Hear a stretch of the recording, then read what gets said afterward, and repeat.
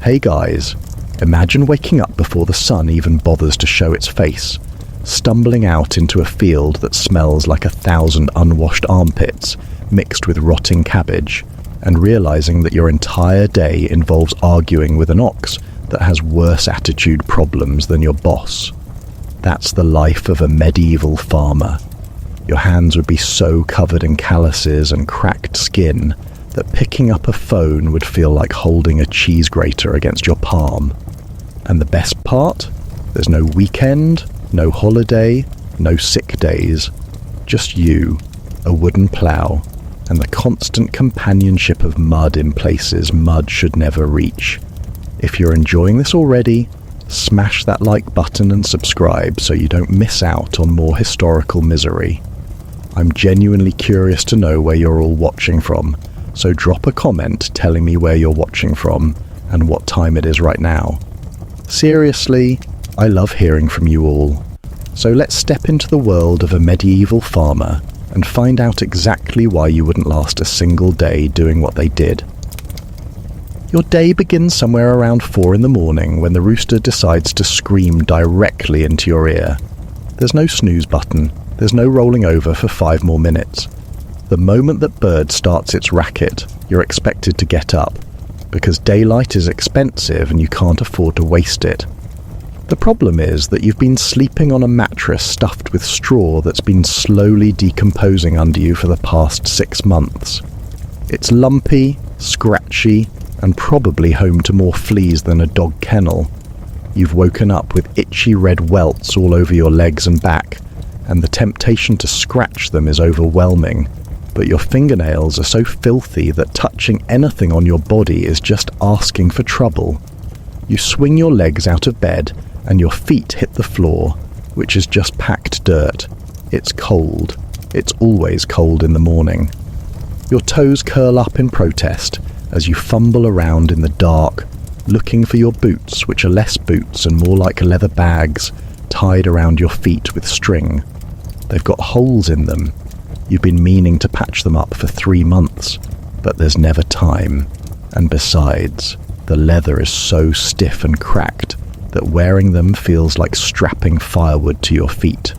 You shove them on anyway, because the alternative is walking barefoot through a farmyard that's essentially a minefield of manure, sharp stones, and God knows what else. The first thing you have to do is check on the animals, and let me tell you, medieval animals were not the cute farm friends you see in pictures. Your ox is a gigantic, stubborn creature that weighs about the same as a small car and has a personal vendetta against you. It's standing in its pen, surrounded by a thick layer of muck that squelches under your boots as you approach. The stench is eye-watering. It's not just animal waste, it's a rich, composted funk that's been fermenting overnight in a confined space. You're breathing through your mouth, but that just means you can taste it, which is somehow worse. You lead the ox out to the field, which involves a lot of pulling, shoving, and negotiating with an animal that outweighs you 5 times over and has the cooperation skills of a toddler in a queue. The whole process takes about 20 minutes and leaves you sweating despite the freezing morning air. Your tunic is already damp under the arms and across your back. It's made of rough wool that rubs against your skin like sandpaper, and you're pretty sure you've developed a rash on your shoulders from where the fabric's been chafing for the past week. There's no changing into a fresh outfit. You've got 2 tunics, one you're wearing and one that's slightly less disgusting that you save for special occasions, which in medieval terms means days when you're not actively rolling around in dirt. Once the ox is hitched to the plough, the real work begins. Ploughing a field is not like mowing a lawn. There's no engine, no wheels, no easy glide across flat ground. You're guiding a massive wooden plough through soil that's heavy, clumpy, and full of rocks. The ox pulls, you steer, and every few meters the plough catches on a root or a stone and jerks to a halt. Your shoulders ache. Your lower back feels like it's being twisted by an invisible pair of hands. You've been at this for an hour and you've covered maybe 1/10 of the field. The sun's barely up. You've got 7 more hours of this ahead of you. Your hands are already starting to hurt. The wooden handle of the plough is worn smooth in some places and splintered in others, and despite the thick calluses you've built up over years of this, you can still feel every jolt and vibration rattling up your arms. By midday, you'll have fresh blisters forming on top of old scars. By evening, gripping anything will be agony. You'll spend tonight rubbing tallow into your palms to try and keep the skin from splitting open, which works about as well as trying to waterproof a sponge. And speaking of midday, let's talk about lunch. You don't get to stop and sit down at a table. There's no cafe, no sandwich shop, no microwave meal. You eat in the field. Your wife or another member of the household has packed you a chunk of bread and maybe some cheese if you're lucky. The bread is dense, dark, and so hard that biting into it feels like chewing on a brick. It's made from a mix of whatever grains are available, which means it's gritty, slightly sour, and occasionally contains bits of chaff or even small stones that got ground up with the flour. You've chipped a tooth before. Everyone's chipped a tooth. Dentistry isn't a thing. If a tooth breaks, you just learn to chew on the other side of your mouth and hope it doesn't get infected. The cheese, when you get it, is strong. Not in a fancy delicatessen way. Strong in a this has been sitting in a warm room for 3 weeks way. It's sweaty, crumbly, and tastes like it's already halfway to becoming something else entirely. You eat it anyway because it's protein and calories, and you're burning through those faster than a car in a race. There's no choice. You're hungry in a way that modern people just don't experience. Not peckish, not craving a snack. Properly, deeply, constantly hungry. Your stomach growls all day. You think about food the way people today think about their phones. After lunch, it's back to ploughing. Your legs are starting to tremble. The muscles in your thighs are burning. You're walking miles today, but it's not a pleasant countryside stroll. You're trudging through uneven, freshly turned soil that sucks at your boots with every step. It's like walking on a soggy mattress. Each step takes effort. Your knees hurt, your ankles hurt. There's a stabbing pain in your left hip that you've been ignoring for 2 years because there's no doctor, no painkillers, and complaining about it won't make the work go away. The ox, meanwhile, has decided it's had enough. It stops in the middle of the row and refuses to move. You tug on the rope. Nothing. You shout at it. Nothing. You walk around to the front and give it a shove, which is like trying to push a boulder uphill. The ox looks at you with the blankest expression you've ever seen and lets out a long, wet snort that sprays your tunic with mucus. You stand there, covered in ox snot, wondering how your life came to this. Eventually the ox decides to move again, but only because it feels like it, not because of anything you did. You've learned not to take it personally. The ox does not respect you. The ox does not fear you. The ox simply exists in a state of mild irritation, and you are a minor annoyance in its day. By late afternoon, you finish ploughing 1 section of the field. There are 3 more sections. You'll do those tomorrow, and the day after, and the day after that. Farming isn't a job you finish. It's a constant cycle of ploughing, sowing, weeding, harvesting, and then starting all over again. There's no sense of completion, no ticking things off a list. You go to bed exhausted and wake up to do the same thing again. But before you can even think about bed, there are evening chores. The animals need feeding. The ox gets hay, which you have to haul from the barn in armfuls that poke through your sleeves and scratch your forearms. The chickens get scraps, which you scatter in the yard while they peck aggressively at your feet. One of them tries to bite your ankle. Chickens are mean. Everyone thinks they're harmless, But medieval chickens were basically tiny dinosaurs with a taste for violence. Then there's the matter of fetching water. The well is a 5-minute walk from your house, which doesn't sound bad until you remember you're carrying 2 heavy wooden buckets and your arms are already shaking from a full day of ploughing. The buckets slosh with every step. By the time you get home, you've spilled half the water down your legs and your boots are squelching. You smell like wet wool, mud and despair. Let's talk about the weather, because in medieval farming, the weather isn't just small talk. It's the difference between eating and starving. There's no forecast, no app telling you it'll rain tomorrow, so bring a coat. You look at the sky, make a guess, and hope you're right. Most of the time, you're wrong. And when you're wrong, you get soaked. Rain in the medieval period wasn't a minor inconvenience. You don't have waterproof anything. Your cloak is wool. When wool gets wet, it gets heavy. Really heavy. It's like wearing a soggy carpet on your shoulders. It doesn't dry out either. You'll be damp for 3 days straight, and that dampness seeps into everything. Your tunic, your undershirt, even your skin feels clammy and cold. You start to smell like a wet dog. Not similar to a wet dog.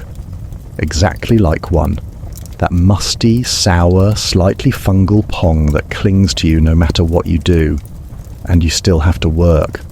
Rain doesn't mean a day off. If anything, it means more work, because now the fields are a swamp. You're ploughing through mud that's ankle deep. Every step is a struggle. Your boots are caked in thick, sticky clay that adds about 5 kilograms to each foot.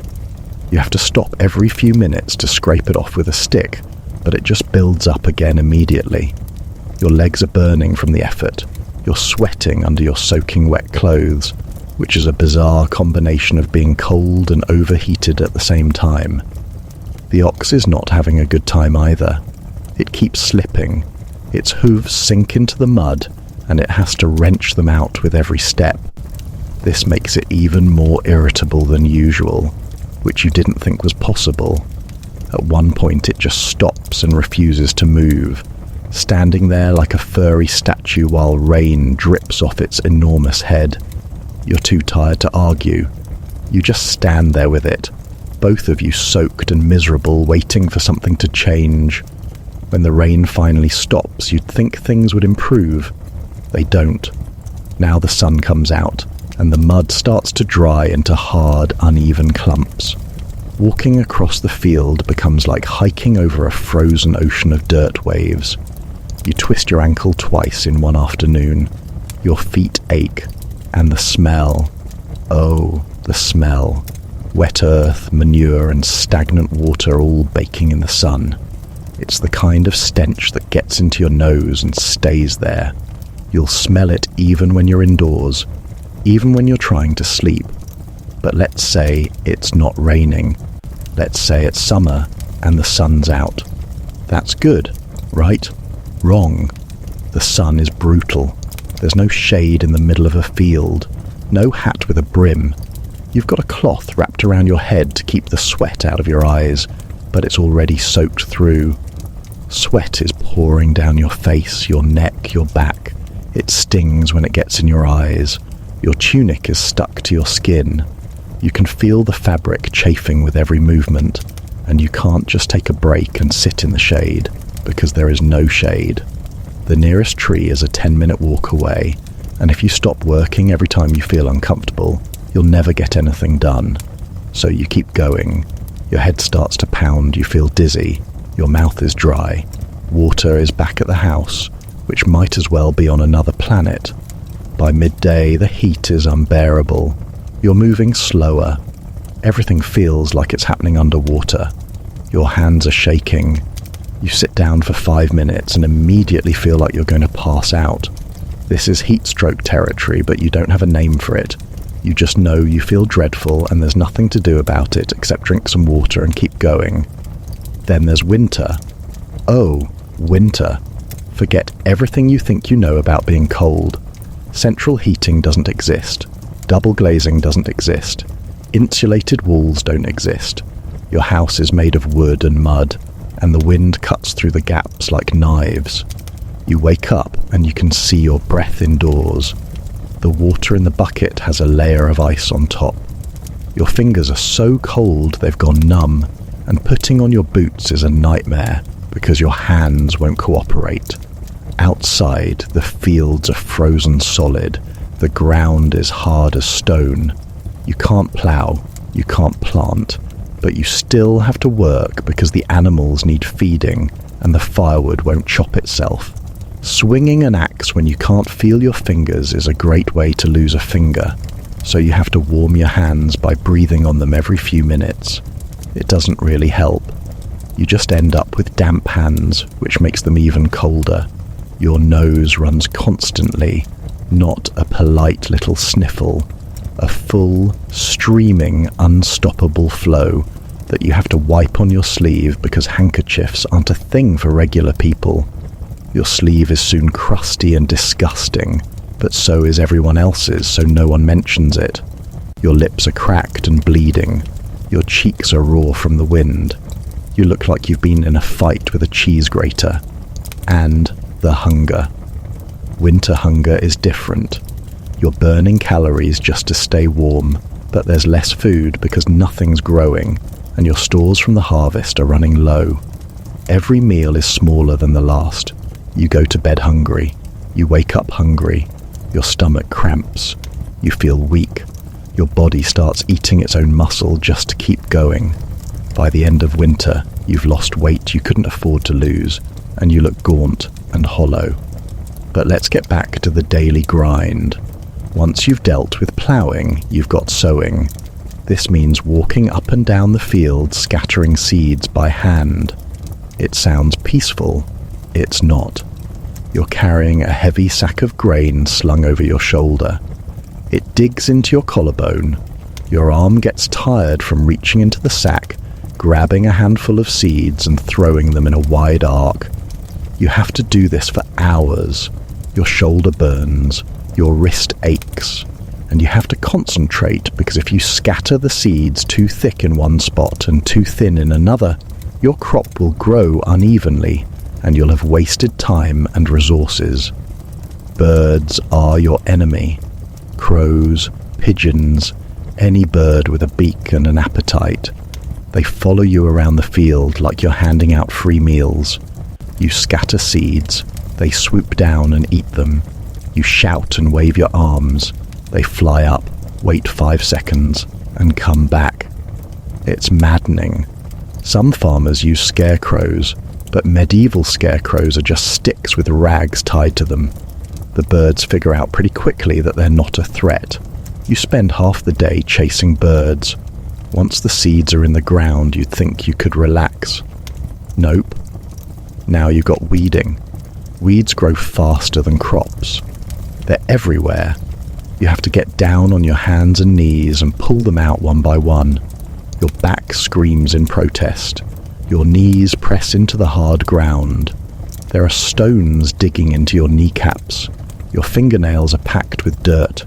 You pull up one weed, and 2 more seem to appear. This goes on for weeks. Weeding isn't a one-time job. It's constant. Every few days you're back out there, bent over, pulling, your spine twisted at an angle that no human body was designed for. You develop a permanent ache in your lower back. Standing up straight becomes difficult. You shuffle around like someone twice your age, and just when you think you're done, it's time to harvest. Harvesting sounds satisfying. It's not. You're using a sickle, which is a curved blade attached to a short handle. You have to bend over, grab a bundle of wheat or barley, and slice through the stalks. Then you tie the bundle, set it aside, and move on to the next one. You do this hundreds of times a day. Your hand cramps around the handle. Your back is bent for so long that straightening up makes you dizzy. The stalks are scratchy. They leave tiny cuts all over your forearms. Bits of chaff get everywhere. In your hair, in your ears, down your tunic. It itches like mad. You're sweating. The chaff sticks to your skin. You look like you've been rolled in breadcrumbs, and you smell like dried grass, dust, and regret. Let's talk about what you're actually eating, because the food situation as a medieval farmer is grim. Forget everything you know about varied diets and balanced meals. You're eating bread. Lots of bread. Bread for breakfast, bread for lunch, bread for dinner. Sometimes you get a bit of cheese, sometimes an onion. On really special occasions, a piece of salted pork so tough you could roll your boots with it. The bread itself is an experience. It's not soft. It's not fluffy. It's a dense, heavy block that could double as a weapon. When it's fresh, which is rare, it's just about edible. After a day or two, it's hard enough to chip a tooth. After a week, you're basically gnawing on a brick. You have to dunk it in water or soup just to soften it enough to chew. And even then, your jaw aches from the effort. The flavour is somewhere between cardboard and sadness. There's no sugar, no butter, nothing to make it pleasant. It tastes like grain and disappointment. But it's calories, and calories are everything. You eat it because the alternative is starving, and starving is not a metaphor.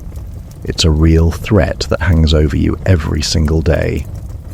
Porridge is the other staple. Not the creamy oat situation you get in modern times with honey and berries. This is a grey, lumpy sludge made from whatever grain is cheapest. Barley, usually. Sometimes oats. It's cooked in water because milk is a luxury. There's no salt, no sweetness. It's bland in a way that makes you question the point of having taste buds. You eat it because it fills your stomach and keeps you upright for a few more hours. Vegetables exist, but only just. Leeks, onions, turnips and cabbages. That's about it.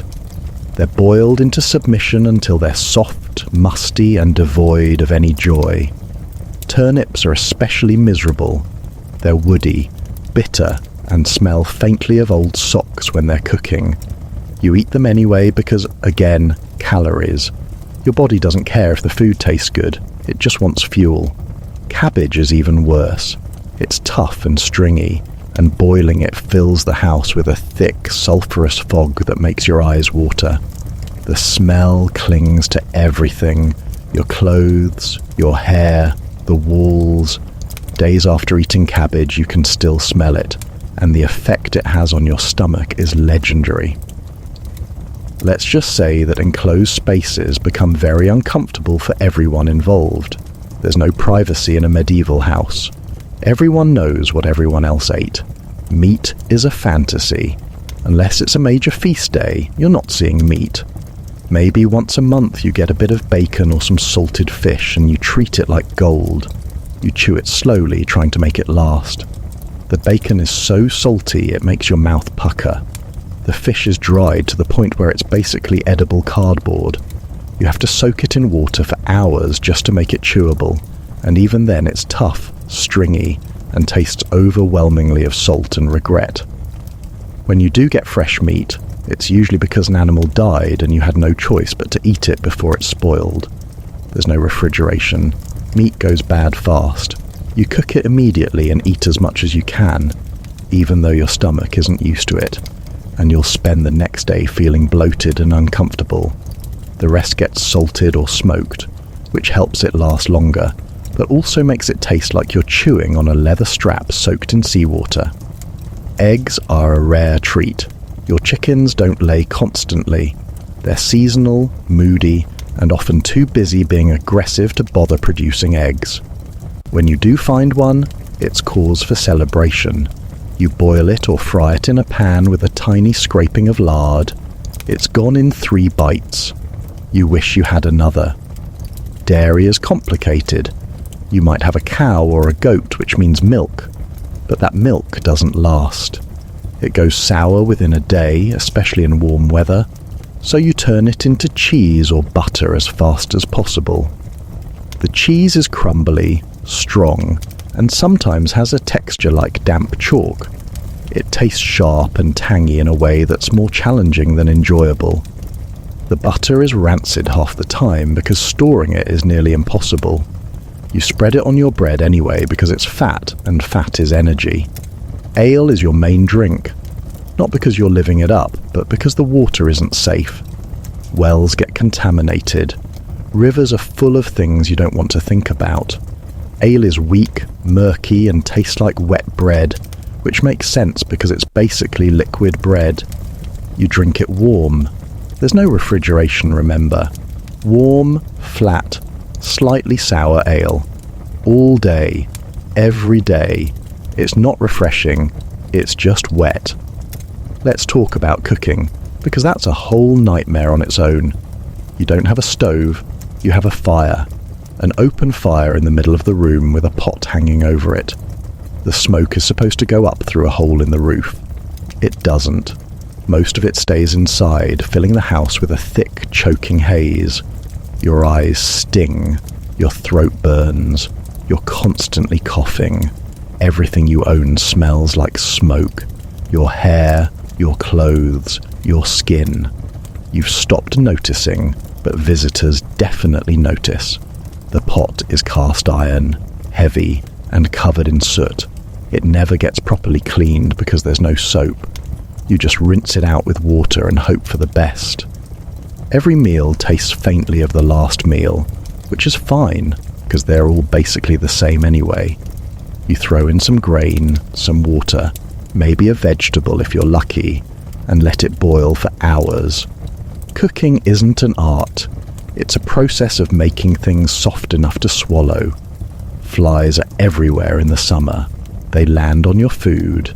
They land on your face. They're in the pot while you're cooking. You wave them away. They come back. You've given up trying to keep them out. You just accept that a certain percentage of your meal will include bonus protein. In winter, the fire is your only source of heat, so you can't let it go out. That means someone has to keep feeding it logs all night. You take turns. Every few hours, someone stumbles out of bed, shivering, and tosses another log on. The fire smokes. The house fills with fumes. You go back to bed smelling like a bonfire. Food storage is a constant challenge. You don't have a pantry with shelves and containers. You have sacks. Grain goes in sacks. Flour goes in sacks. The sacks are stored in the driest part of the house, which isn't very dry. Mice get into them. Weevils get into them. You open a sack and it's full of tiny bugs. You sift them out as best you can and use the flour anyway. Waste is not an option. Root vegetables get stored in a pit in the ground covered with straw. It keeps them cool, but it also makes them taste like dirt. Literally. You pull out a turnip and it's caked in mud. You rinse it off, but the flavour of earth is baked in. Everything tastes like the ground it came from. Bread goes stale fast. You bake a big batch once a week because heating the oven is a huge effort. The oven is a clay structure outside. You have to fill it with wood, light it, wait for it to heat up, then rake out the embers and shove the dough in. It takes half a day. The first loaf is great. The last loaf, a week later, is a jawbreaker. You also have to deal with mold. It grows on everything. Bread, cheese, the walls of your house. It's green, fuzzy, and unavoidable. You scrape it off and eat what's underneath. You've probably eaten more mold than most modern people will see in their entire lives. Your stomach has adapted. Probably. You hope. And let's not forget the constant gnawing hunger. Even on a good day, you're not eating enough. You're burning thousands of calories doing manual labor, and you're taking in maybe 2/3 of what you need. You're always slightly hungry. Your stomach rumbles. You think about food constantly. You dream about feasts. You wake up disappointed. Hunger affects everything. Your mood, your energy, your ability to concentrate. You're irritable. You're tired. Simple tasks feel monumental, and there's no quick fix. No snack.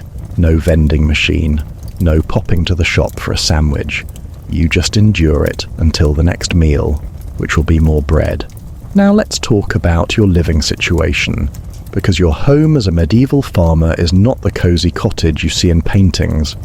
It's a one-room building made of wood, mud, and hope.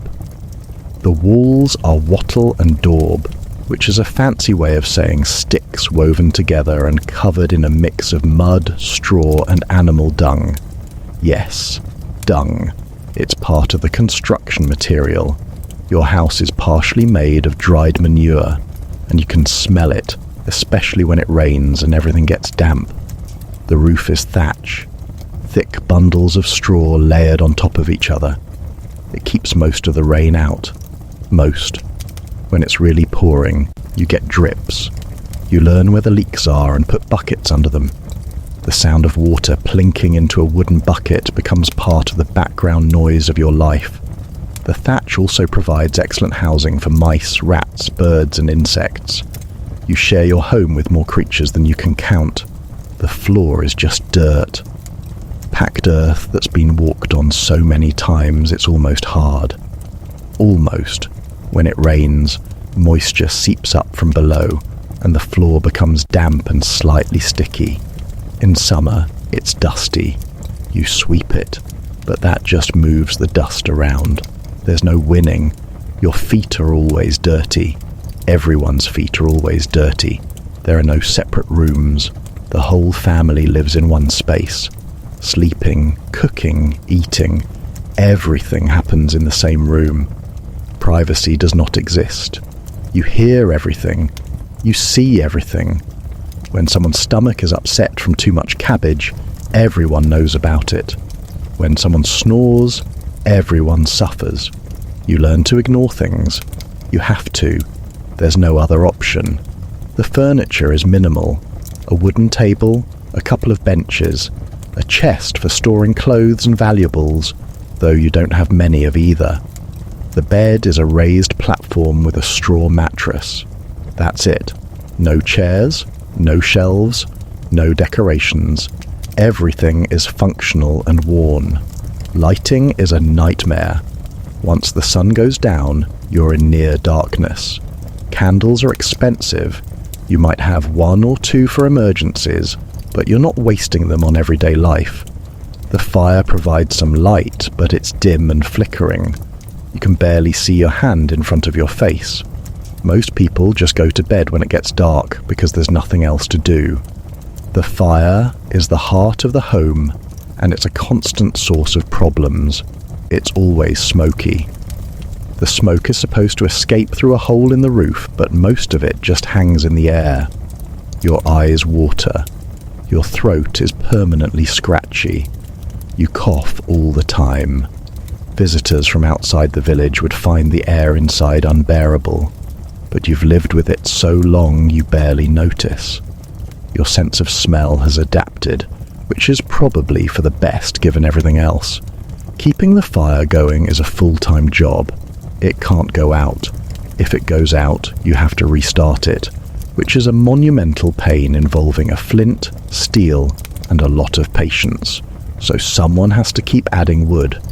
All night, all day. The fire is never unattended for long, and the wood has to come from somewhere, which means chopping it, which means more work. Ventilation is non-existent. The door is the only real opening, and you keep it shut most of the time to keep the heat in during winter and the bugs out during summer. There are no windows, or if there are, they're just small holes with a piece of cloth or a wooden shutter. No glass. Glass is for rich people. So the inside of your house is dim, smoky, and stuffy. The smell inside is a complex mixture. Smoke, obviously. Stale food. Damp wool. Unwashed bodies. Animals. Because sometimes you bring livestock inside during the coldest part of winter to keep them from freezing.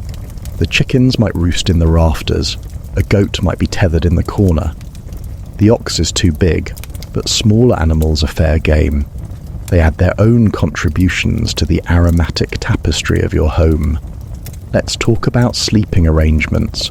The whole family shares the bed. It's not a choice. There's only one bed, You're packed in like sardines. Someone's elbow is in your ribs. Someone's foot is in your face. The person next to you is snoring. The person on the other side is tossing and turning. The straw mattress rustles every time anyone moves. It's impossible to get comfortable. The blankets are rough wool. They're itchy and heavy. They smell like lanolin and sheep. In winter, you're grateful for them because the house is freezing. In summer, they're suffocating, but you need something to keep the bugs off. And there are bugs. Fleas mostly. They live in the straw mattress and come out at night to feast. You wake up with itchy bites all over. Everyone does. You've stopped complaining about it. Bed bugs are also a problem. They live in the cracks of the wooden bed frame and crawl out when you're asleep. They bite. The bites are itchy, red, and they last for days. There's no way to get rid of them. You've tried everything. Burning herbs, scrubbing the frame, replacing the straw. They always come back. You just live with it. Getting up in the middle of the night is an ordeal. It's pitch black. You can't see anything. You have to feel your way around. And if you need to relieve yourself, you're not going outside. It's cold. It's dark. There might be wild animals. So you use the chamber pot, which is just a clay or wooden bowl kept under the bed. By morning, it's full, and it smells exactly as bad as you think it does. Someone has to empty it. That someone is usually you. Emptying the chamber pot means carrying it outside and dumping it in a designated spot. This spot is not far enough from the house. The smell lingers. Flies gather. It's disgusting. But everyone does it, so the whole village has this low-level background stench that you stop noticing after a while. Washing is not a daily event. Water has to be fetched from the well and heated over the fire, which takes time and effort, so you wash when you absolutely have to, which is maybe once a week if you're diligent, less often if you're busy. You strip down, stand near the fire, and scrub yourself with a rag and cold water. There's no soap. Soap is a luxury. You just use water and hope for the best. Your skin is always slightly grimy. There's a layer of dirt, sweat, and smoke residue that never quite comes off. Your hair is greasy and lank. It smells like smoke and straw. You tie it back to keep it out of your face. Some people shave their heads to deal with lice, but that's a whole other problem. Lice are everywhere. They live in your hair, your clothes, your bedding. You can pick them out, but there are always more. It's a losing battle. Your clothes are worn for days at a time. You've got 2 outfits, remember. One you're wearing, one that's slightly less foul. You swap them out when the smell becomes unbearable. Laundry is a massive task. You have to haul water, heat it, scrub the clothes on a rock or in a wooden tub, rinse them, and hang them to dry. It takes half a day, so you don't do it often. Your clothes are stiff with dried sweat and dirt. They chafe, they smell. But everyone's in the same situation, so no one comments. The lack of personal space is mentally exhausting. You're never alone. Ever. Someone is always there. Always watching. Always listening. There's no shutting the door and having a moment to yourself. There's no door to shut. You learn to create mental space instead. You zone out. You think about other things. You find tiny moments of peace in the middle of chaos. But the constant proximity also means illness spreads fast. Someone gets a cough.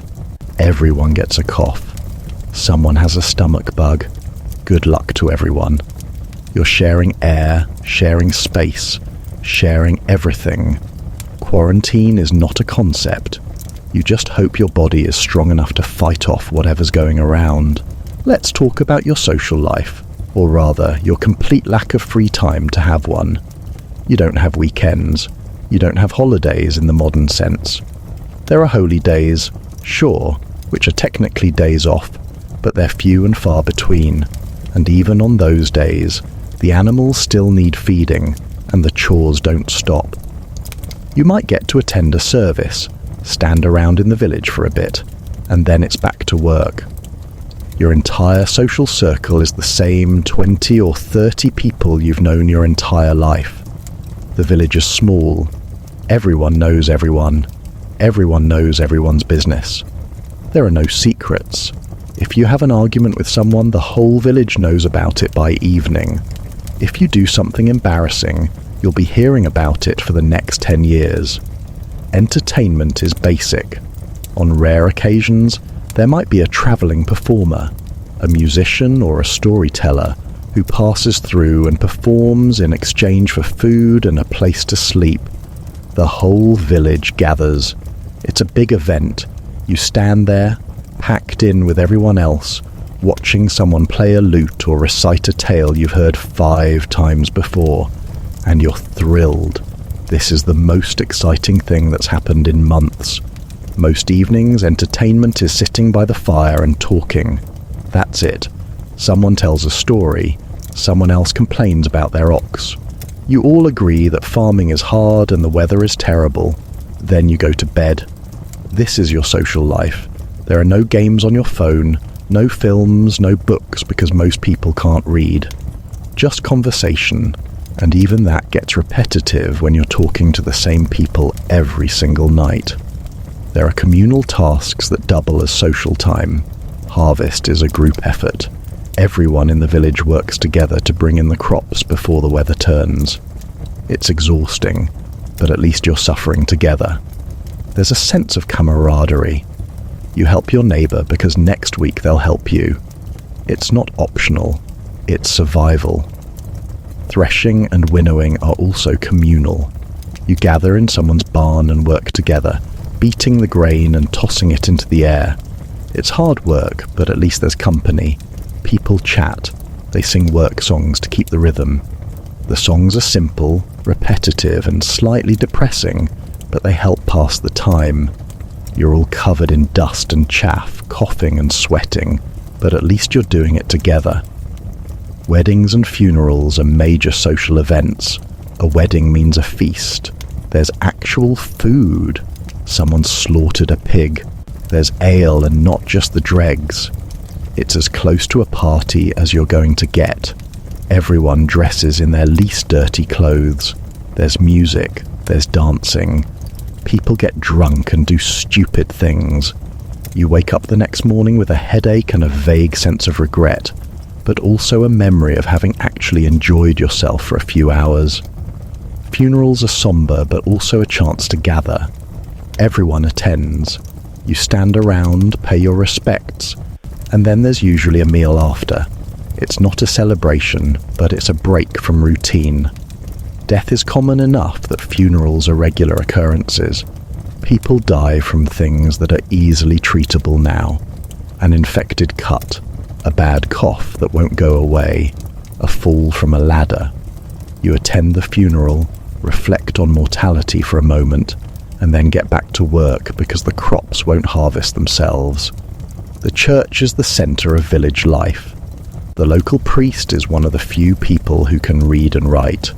Services are in Latin, which you don't understand, but you attend anyway because it's expected. You stand there for an hour listening to words you can't comprehend in a building that's cold and drafty. Your back hurts from standing. Your stomach growls. You're thinking about the work waiting for you at home. But you stay because not attending would be noticed, and the social consequences aren't worth it. Gossip is the main form of news. Someone saw someone else talking to someone they shouldn't be talking to.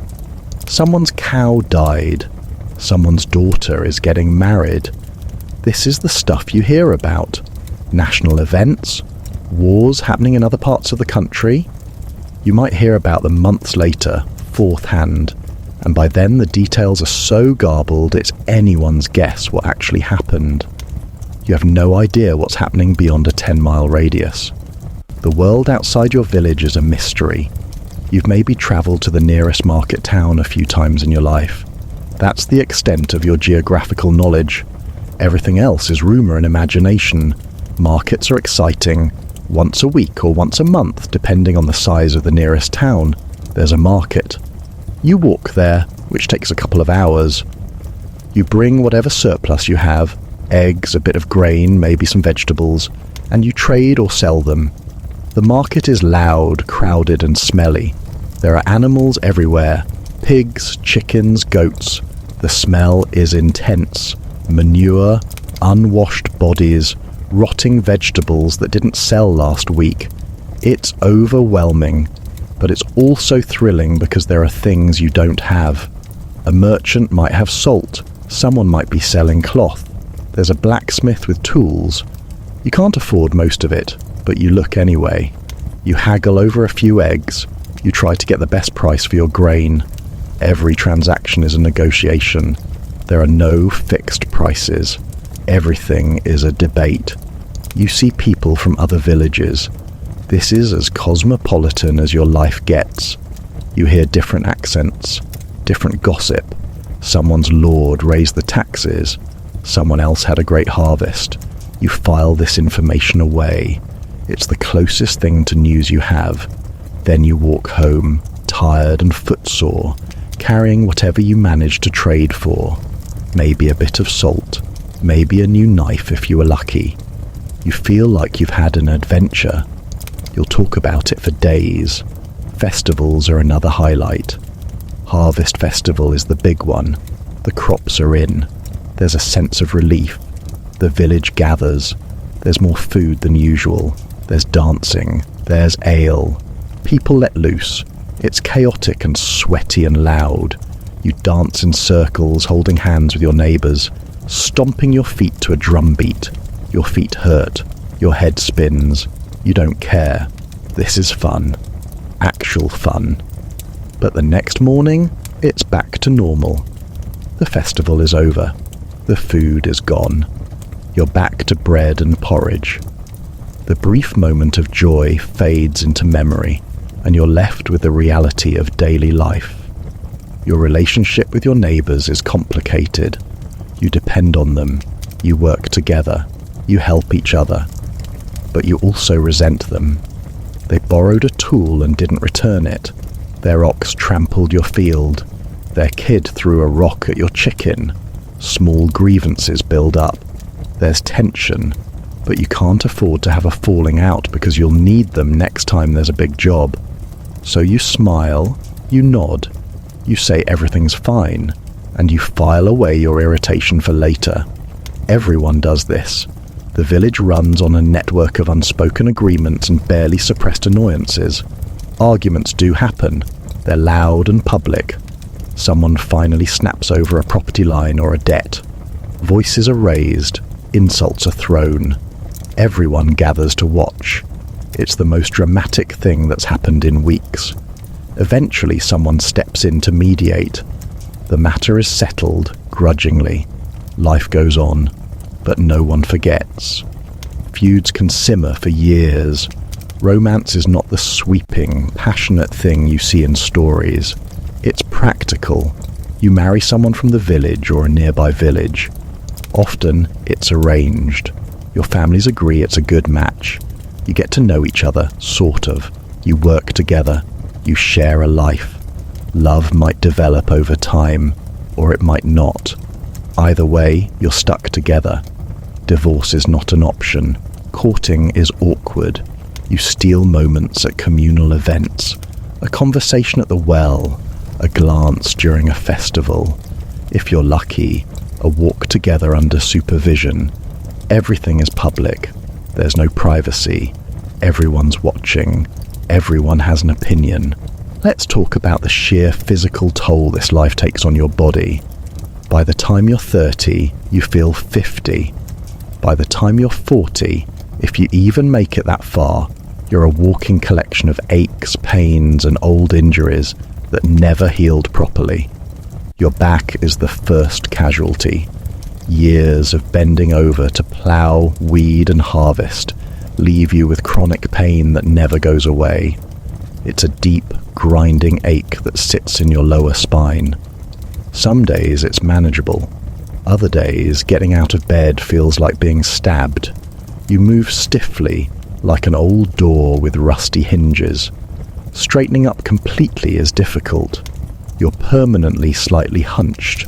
Your hands are destroyed. The calluses are so thick they're like armor.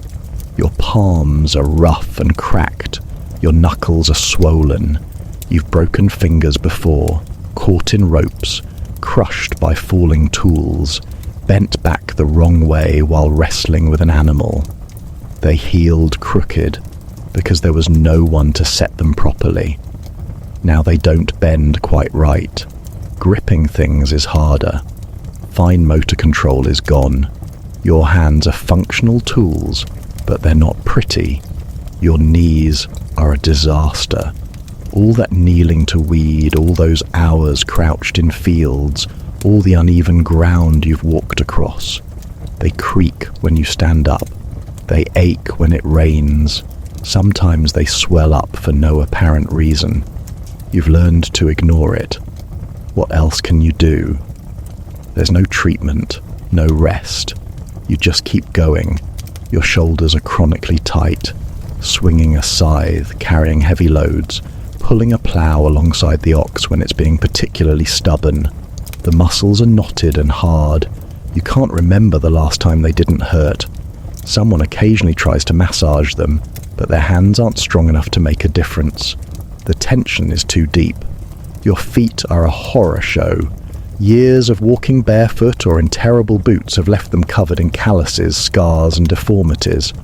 Your toes are bent at odd angles. You've lost a toenail or two to various accidents. The soles of your feet are so tough you can walk across gravel without flinching. But they also hurt. A deep, throbbing ache that never quite goes away. Bruises are a constant. You bang into things. Tools slip. Animals kick you. You're always covered in purple and yellow marks in various stages of healing. Some of them are so old and deep that they've left permanent discoloration. You look like a piece of overripe fruit. Cuts and scrapes are daily occurrences. You get scratched by brambles, nicked by tools, gouged by splinters. They're usually minor, but in a world without antibiotics, even minor cuts are a risk. You wash them with water if you remember. Most of the time you just ignore them. They scab over. Sometimes they get infected. If it's bad, the infection spreads. Your arm swells up. It throbs. You feel feverish. If you're lucky, your body fights it off. If you're not, well, you've known people who lost limbs to infected cuts. Or worse, splinters are everywhere. Wood is your life. You're constantly handling it. Tiny shards get embedded in your fingers and palms. You dig them out with a knife or a needle heated in the fire. It hurts. Sometimes you can't get them out and they work their way deeper. Your body eventually pushes them out, or they stay there forever, a tiny irritation you learn to live with. Dental pain is part of life.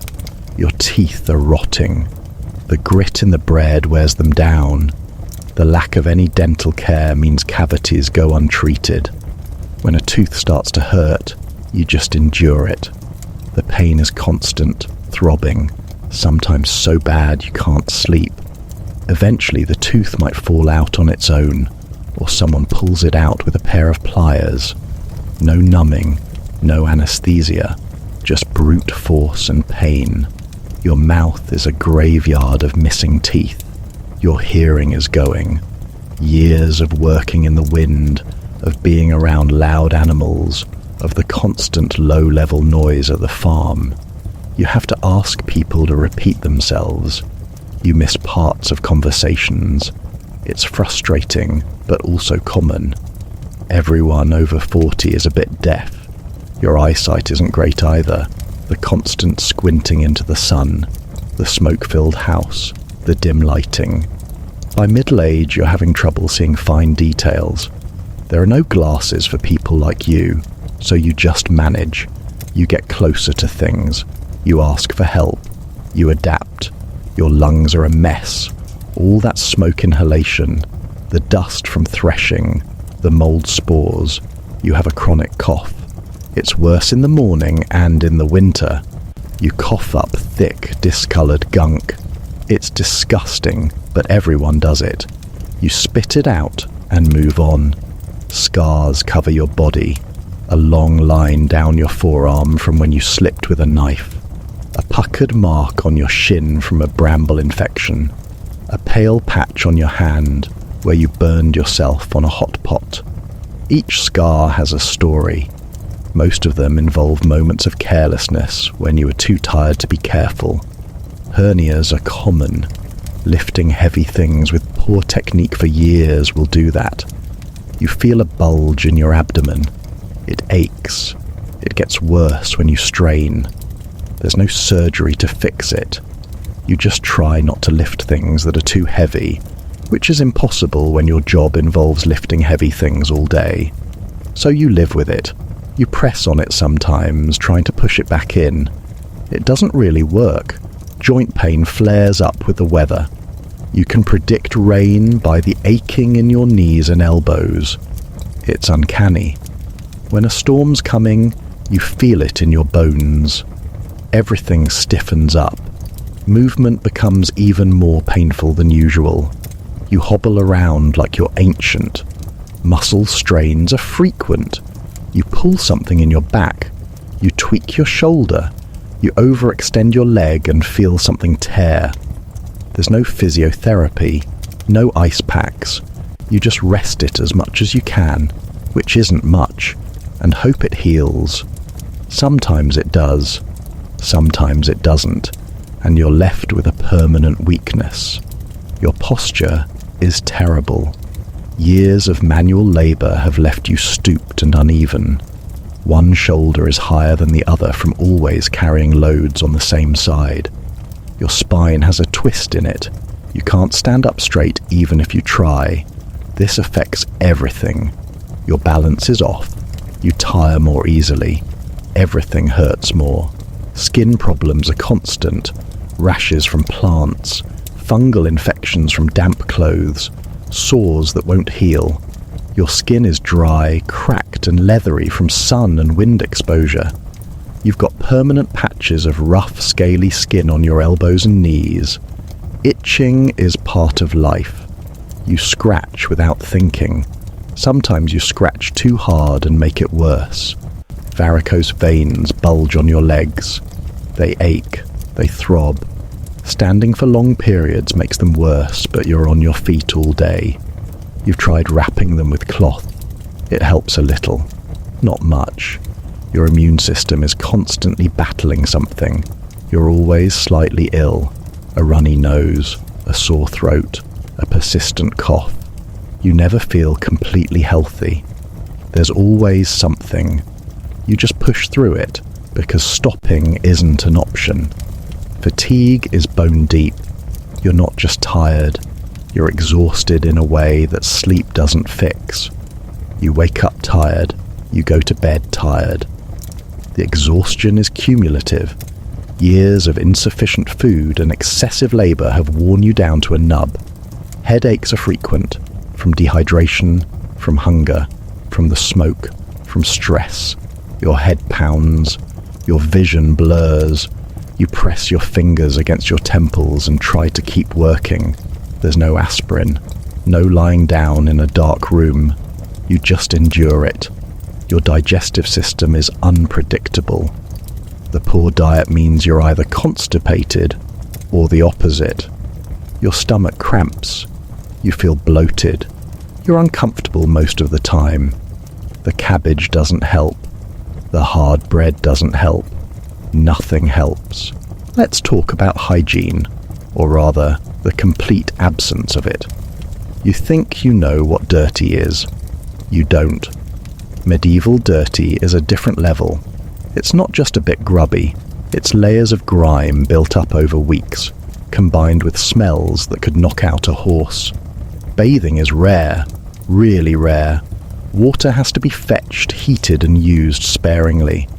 A full bath is a massive undertaking that happens maybe a few times a year. The rest of the time, you make do with splashing cold water on your face and hands. That's it. Your body is covered in a permanent film of sweat, dirt, and oils. It's sticky, it's itchy, it's revolting.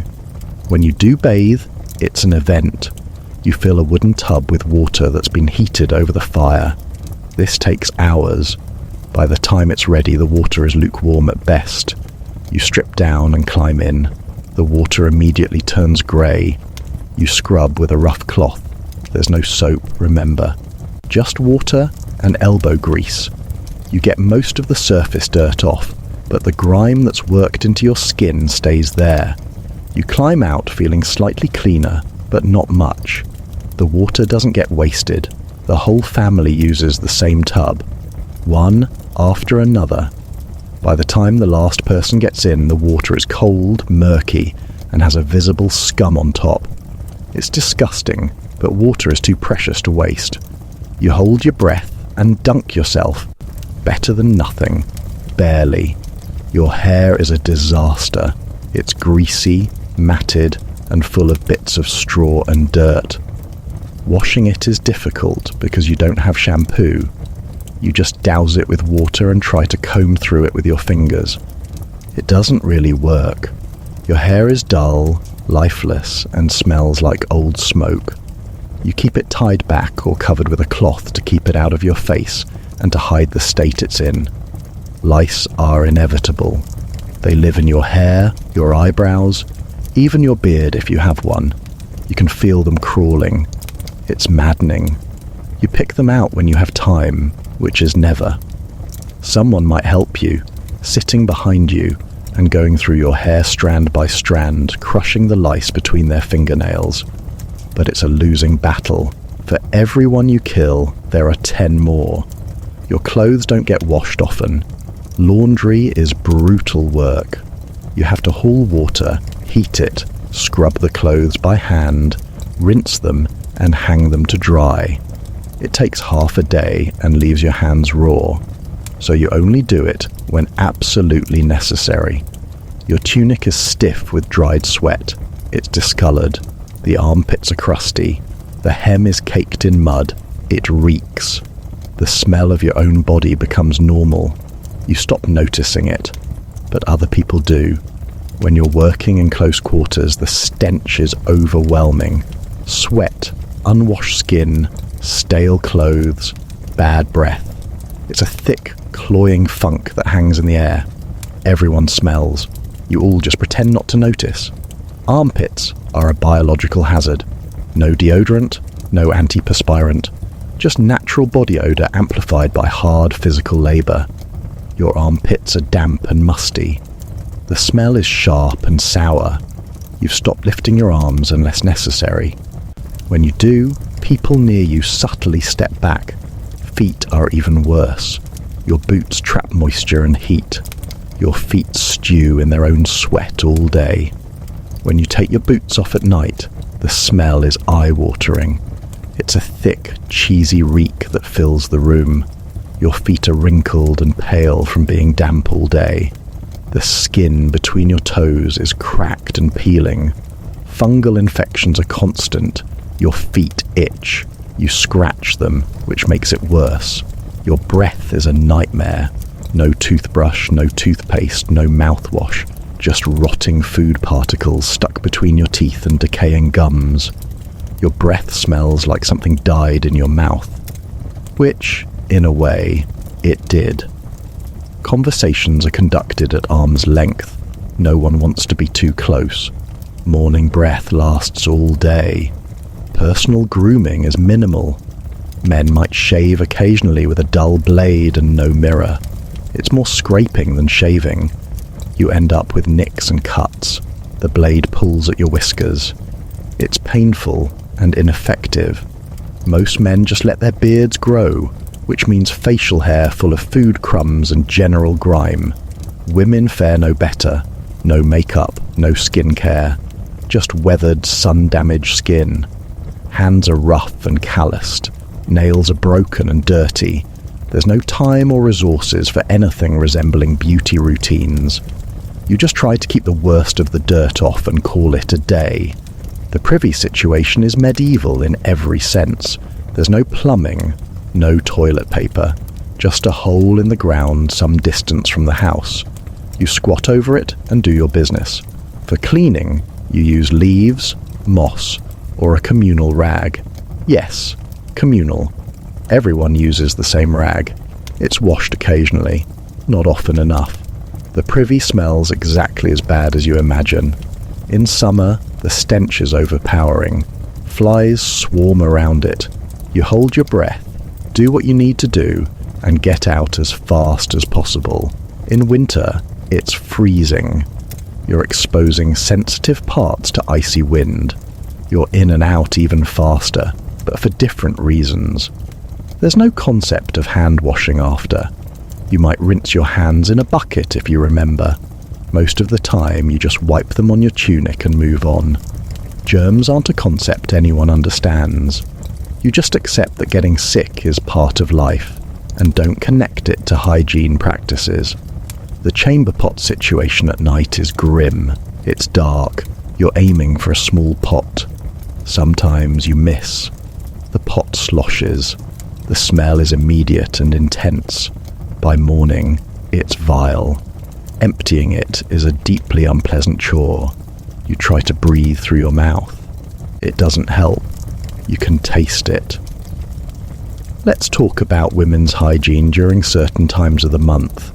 There are no sanitary products. Women use strips of cloth that are washed and reused. It's uncomfortable, inefficient, and messy. The cloth doesn't stay in place. You have to constantly adjust. And washing the cloth means everyone knows your business because laundry is done communally. The concept of privacy doesn't extend to bodily functions. Everyone hears everything. The walls are thin. The house is small. Someone has indigestion. Everyone knows. Someone's been eating too much cabbage. Everyone suffers. There's no being discreet. It's all out there. Sweat is a constant. You sweat while working. You sweat while sleeping. Your clothes are always damp. The moisture never fully dries before you're sweating again. This creates a perfect environment for rashes and skin irritation. You've got red, raw patches under your arms, around your waist where your belt rubs, and anywhere fabric bunches up. Fungal infections are rampant. Damp clothes, unwashed skin, warm conditions.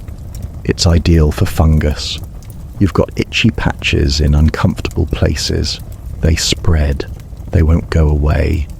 You've tried everything. Nothing works. You just learn to live with the constant itching. Your fingernails are black with embedded dirt. You can scrape under them with a knife, and it's shocking how much grime comes out. It never all comes out. There's always a dark line of dirt. You've given up trying. Body hair is wild and unkempt. No trimming, no grooming. Everything just grows. It's matted with sweat and dirt. It itches. You scratch absently all day long. It's socially acceptable because everyone's doing it. The general mustiness is inescapable. Everything smells of mildew. Your clothes, your bedding, the walls of your house. The damp never fully leaves.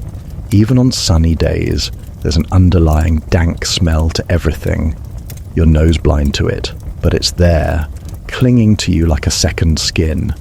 Skin conditions are everywhere.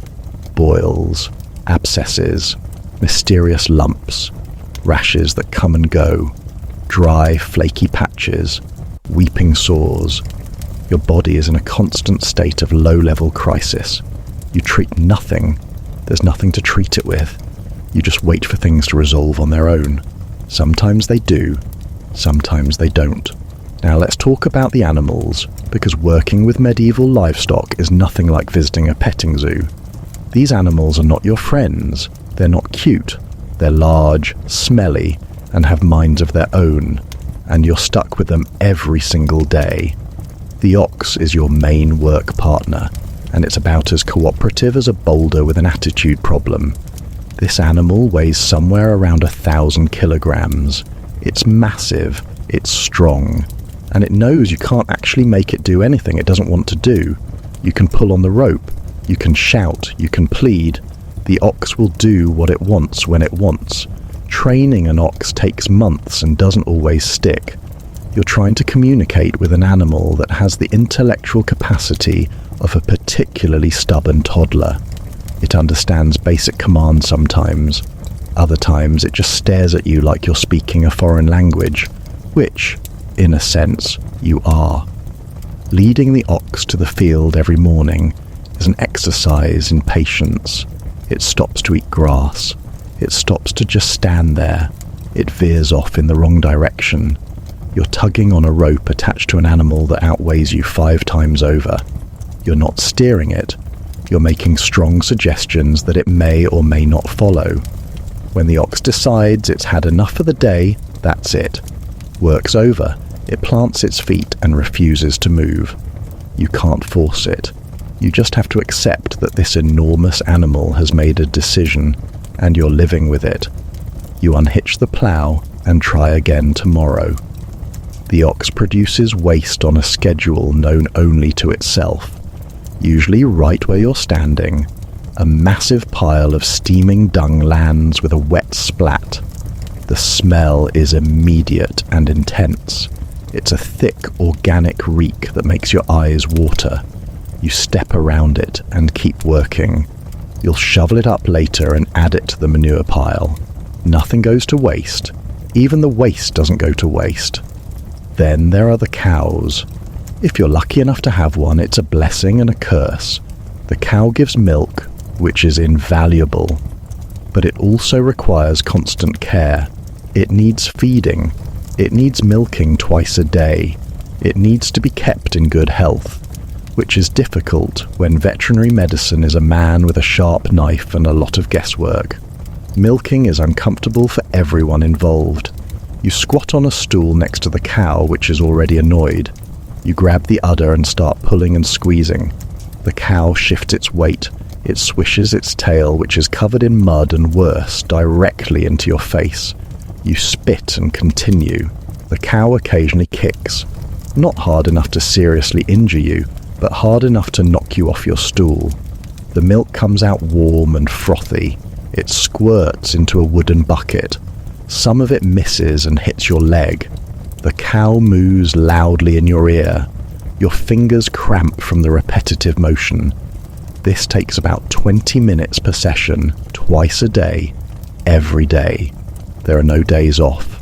The cow doesn't care if you're sick or tired. It needs milking, or it'll be in pain, and the milk production will drop. The milk itself goes bad quickly. You have to process it into cheese or butter immediately. There's no refrigeration. You learn to work fast.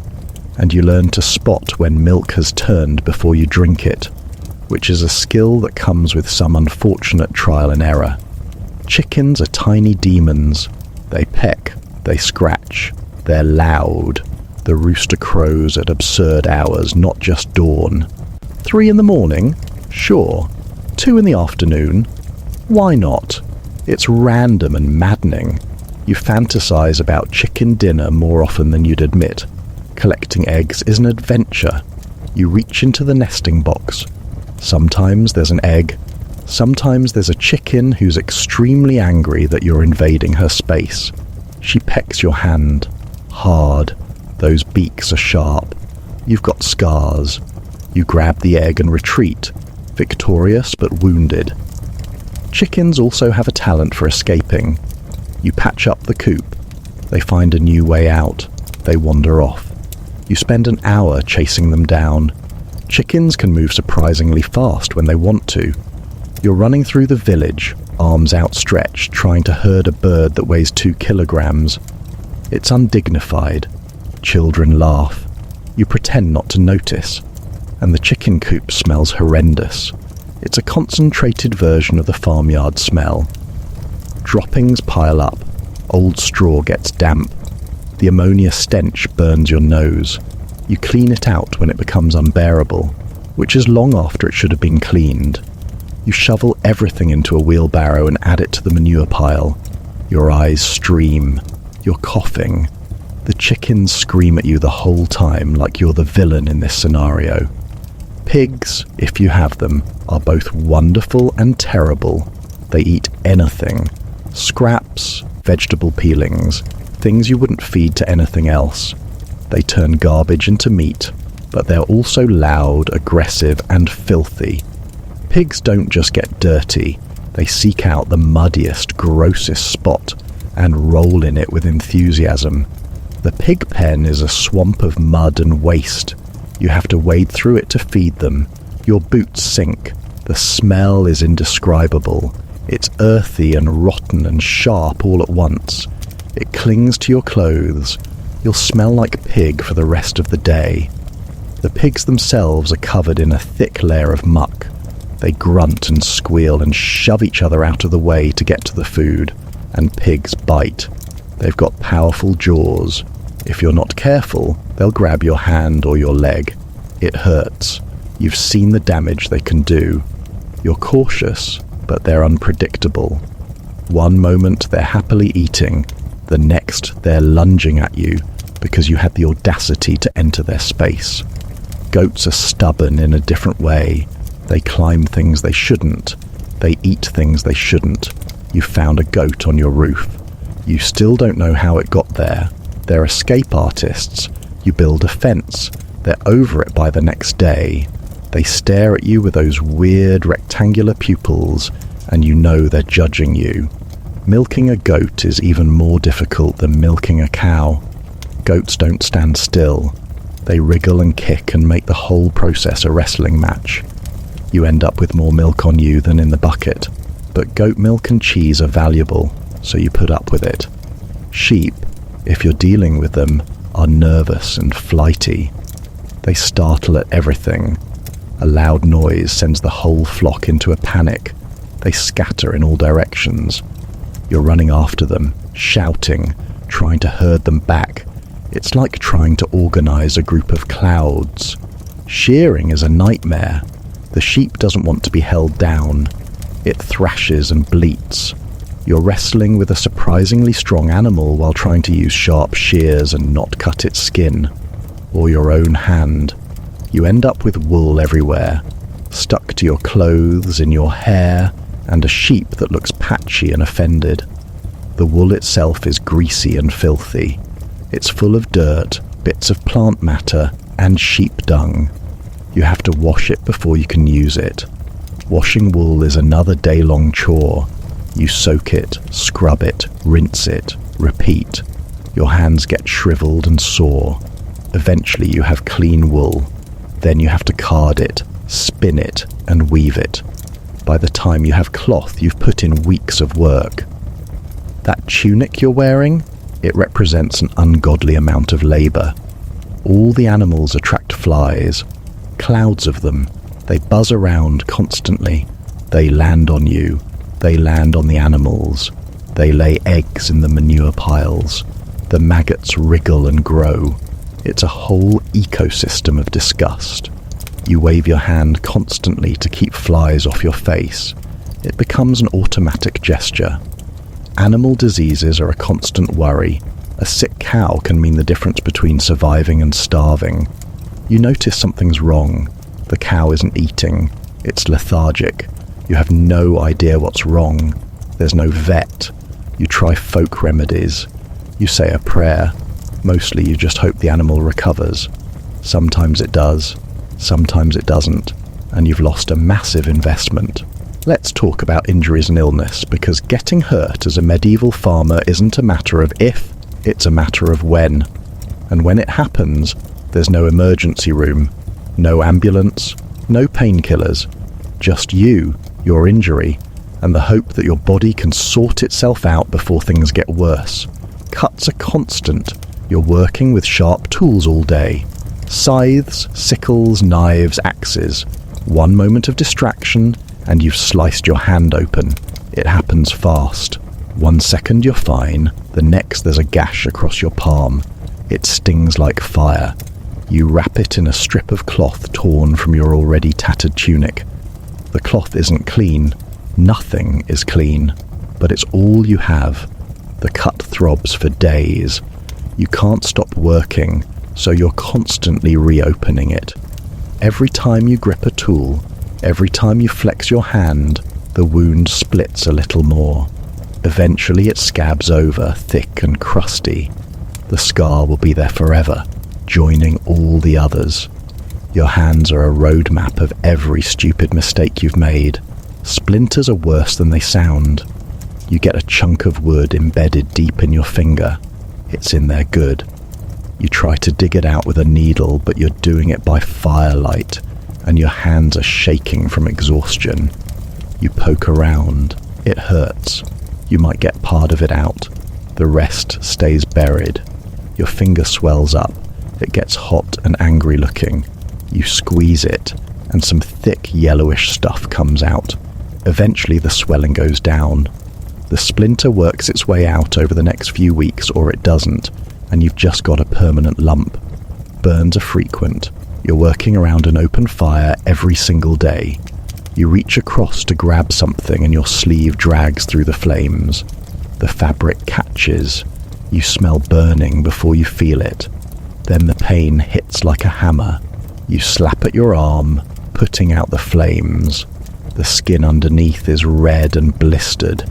It weeps clear fluid that soaks into your tunic. It hurts for weeks. The skin eventually heals into a shiny, puckered scar. Or you grab a pot handle that's been sitting over the fire. The metal is scorching hot. Your palm sizzles. You drop the pot. Whatever was in it spills across the floor. You're hopping around, clutching your hand, trying not to scream. You plunge it into a bucket of water. The relief is immediate but temporary. As soon as you take it out, the burning sensation returns. Your palm is a mess of blisters. They pop and stick to your clothes. Every time you use that hand, which is constantly, it's agony. Sprains and twisted joints happen when you're exhausted and not paying attention. You step wrong in a furrow. Your ankle rolls. There's a pop and a flash of pain. You go down hard. You sit there for a moment, assessing the damage. Can you stand? Sort of. Can you walk? Barely. Can you stop working? No. So you hobble through the rest of the day, putting weight on it despite the pain. By evening it's swollen to twice its normal size. You wrap it tightly with strips of cloth. It might be sprained. It might be broken. You have no way of knowing. You just hope it heals. It does, eventually. But it's never quite right again. Broken bones are a disaster. You fall off a ladder. You hear the crack before you feel it. Your arm is bent at an angle that arms should not bend. The pain is blinding. You nearly pass out. Someone helps you back to the house. They straighten the arm as best they can. You're biting down on a leather strap to keep from screaming. They splint it with 2 straight pieces of wood and more cloth strips. That's it. That's medieval medicine. The bone might set properly. It might not. You won't know for weeks. You can't use the arm. Everything takes twice as long. You're trying to do work that requires 2 hands with only one. It's maddening. When the splint finally comes off, the arm is stiff and weak. You have to work it back into shape. It aches when it rains for the rest of your life. Fevers come on suddenly. One day you're fine, the next you're burning up. Your head pounds, your body aches. You're shivering despite the sweat pouring off you. You have no idea what's wrong. Could be anything, could be nothing. You lie down on your straw mattress and hope it passes. Someone brings you water. You drift in and out of consciousness. Days blur together. If you're lucky, the fever breaks. You wake up weak and drenched in sweat, but alive. You've lost weight you couldn't afford to lose. It takes weeks to get your strength back. If you're unlucky, the fever doesn't break. You've seen it happen. Someone gets sick and just never gets better. They waste away. Then they're gone. Chest infections are common, especially in winter. It starts with a cough, just a tickle in your throat. But it doesn't go away. It gets worse. You're coughing constantly. Deep, rattling coughs that make your ribs ache. You're bringing up thick globs of mucus. Your chest feels tight. Breathing is difficult. You wheeze with every breath. You can't sleep because lying down makes it worse. You try home remedies. Someone makes you drink a foul concoction of herbs boiled in water. It tastes like dirt and regret. Does it help? Maybe. Probably not. Mostly you just wait. Either your body fights it off or it doesn't. You've known people who died from what started as a simple cough. So every cough is a little bit frightening. Stomach troubles are frequent. Something you ate didn't agree with you. Maybe the bread had more mold than usual. Maybe the cheese was further gone than you thought. Your stomach cramps.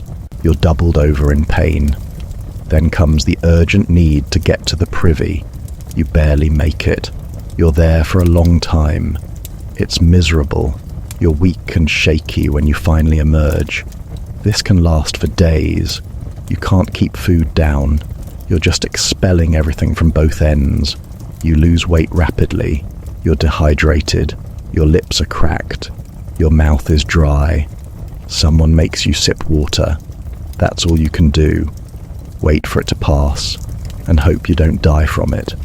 People have died from less. Toothaches are torture. A tooth starts to hurt. It's a dull throb at first. You ignore it, but it gets worse.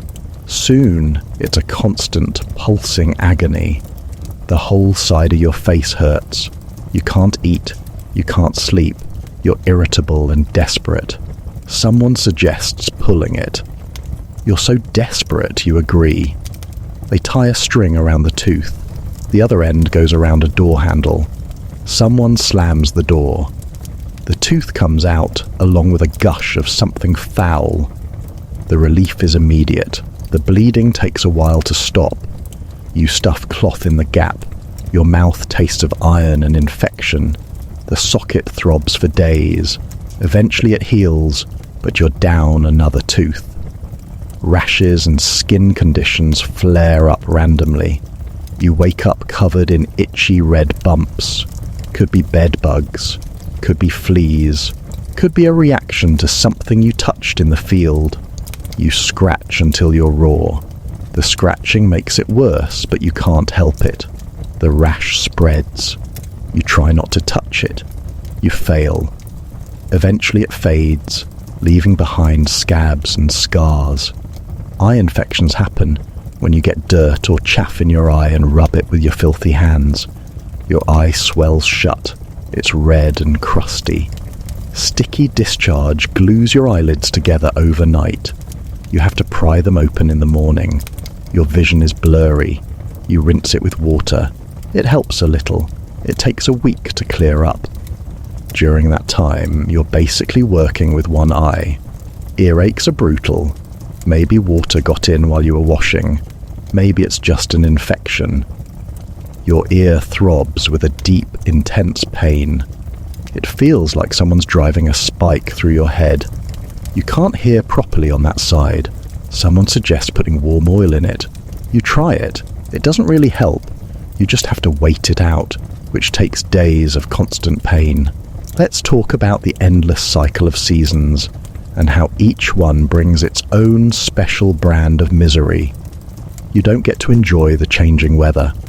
Each season is just a different kind of hardship, with different tasks that destroy your body in different ways. Spring arrives and everyone pretends to be cheerful about it.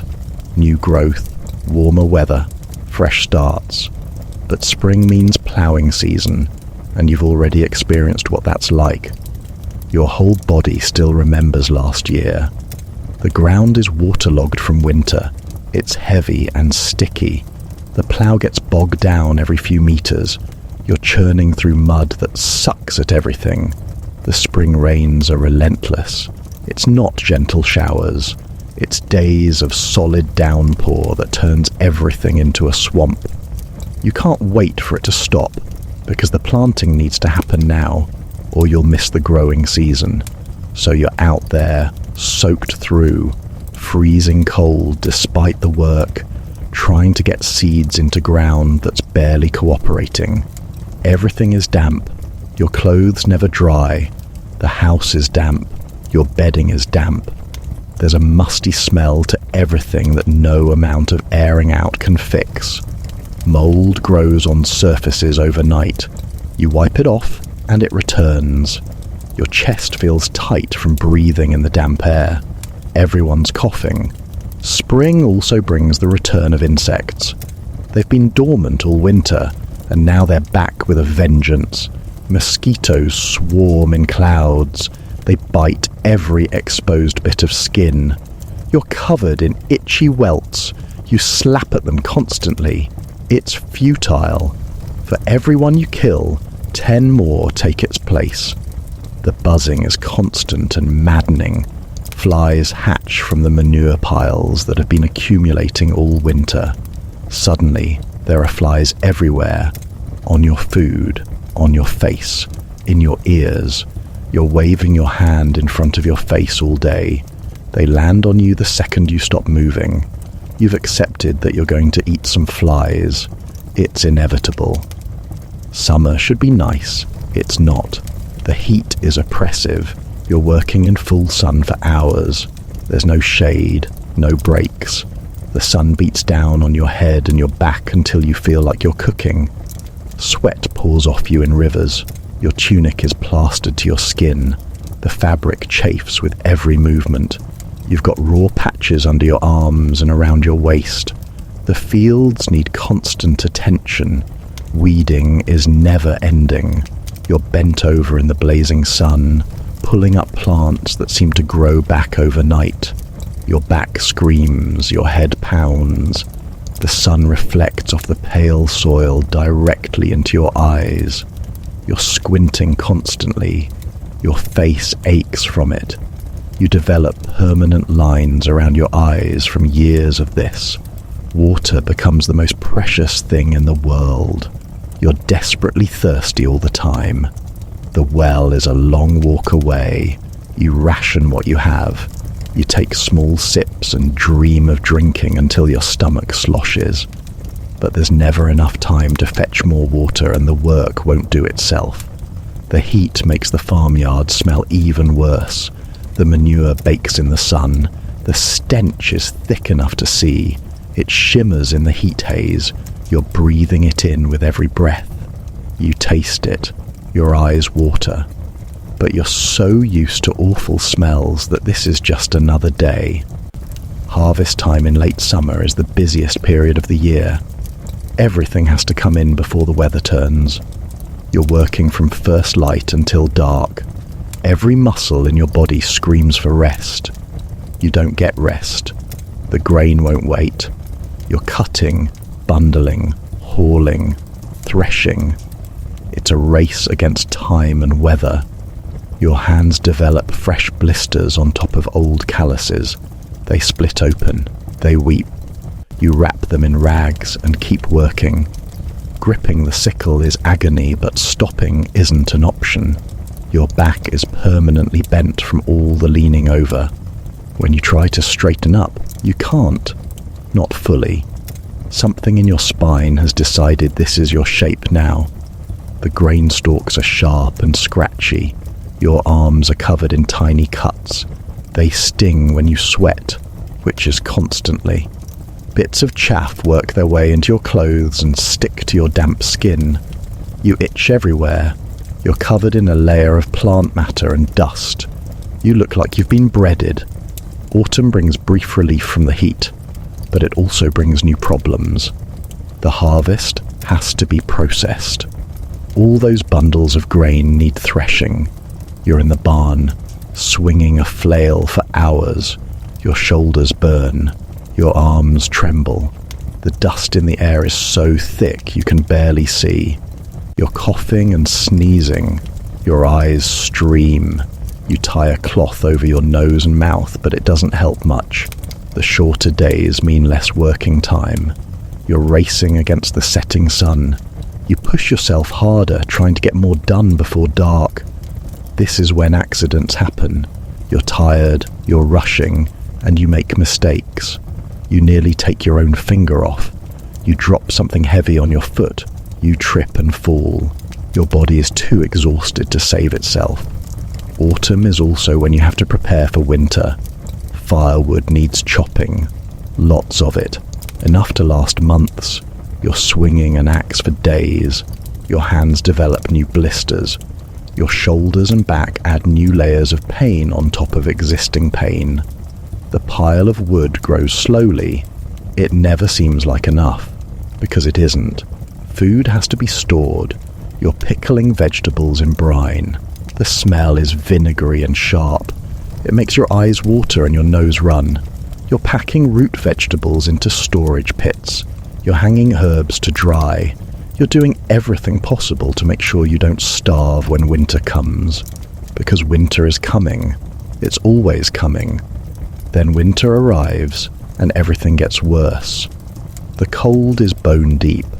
It's not the kind of cold you experience with central heating and warm coats. This is cold that gets inside you and stays there. Your fingers and toes go numb. You can't feel them. They're clumsy and useless. You drop things because your hands won't work properly. The ground freezes solid. You can't plow. You can't plant. But you still have to work. Animals need feeding, and they eat constantly. You're hauling hay from the barn to the pens multiple times a day. The hay is heavy and awkward. The frozen ground is slippery. You fall. A lot. Your knees and elbows are bruised from hitting the hard earth. The animals are miserable and they take it out on you. They're cold and hungry and irritable. The ox is even more stubborn than usual. The chickens refuse to lay eggs. The cow's milk production drops. You're getting less from them while working harder to care for them. Fetching water is a nightmare. The bucket forms ice overnight. You have to break the ice before you can get any water. The well is freezing. Your hands stick to the metal handle. You have to pour water over them to get them free, which makes them even colder. By the time you get the water back to the house, there's a layer of ice forming on top. Inside the house, you're all crammed together trying to share body heat. The fire burns constantly, but it only warms a small area. You're either too close and roasting or too far away and freezing. There's no comfortable middle ground. You rotate position constantly. Everyone's irritable from being cold and cramped. Illness sweeps through in winter. Someone gets a cough. Within days, everyone has it. The house is full of the sound of coughing and sneezing. Everyone feels awful, but nobody can rest because the work doesn't stop. You're all sick and cold and exhausted together. Going outside to the privy is an ordeal. The wind cuts through your clothes like they're not there. Snow piles up. You're trudging through it in the dark. The privy is somehow even colder than outside. Everything freezes. It's miserable in ways that are hard to describe. You hold it as long as possible to avoid making the trip. Now let's talk about the social hierarchy and what it means for you as a farmer. You're at the bottom. Not almost at the bottom. Actually at the bottom. Everyone has power over you. Everyone takes from you, and there's nothing you can do about it. You don't own your land. You work land that belongs to a lord you've probably never met. In exchange for working this land, you give him a huge portion of everything you produce. Not a small portion, a massive chunk. Sometimes half, sometimes more. This isn't negotiable. This is the deal. You work yourself into the ground and someone else gets rich from it. Tax collectors come around regularly.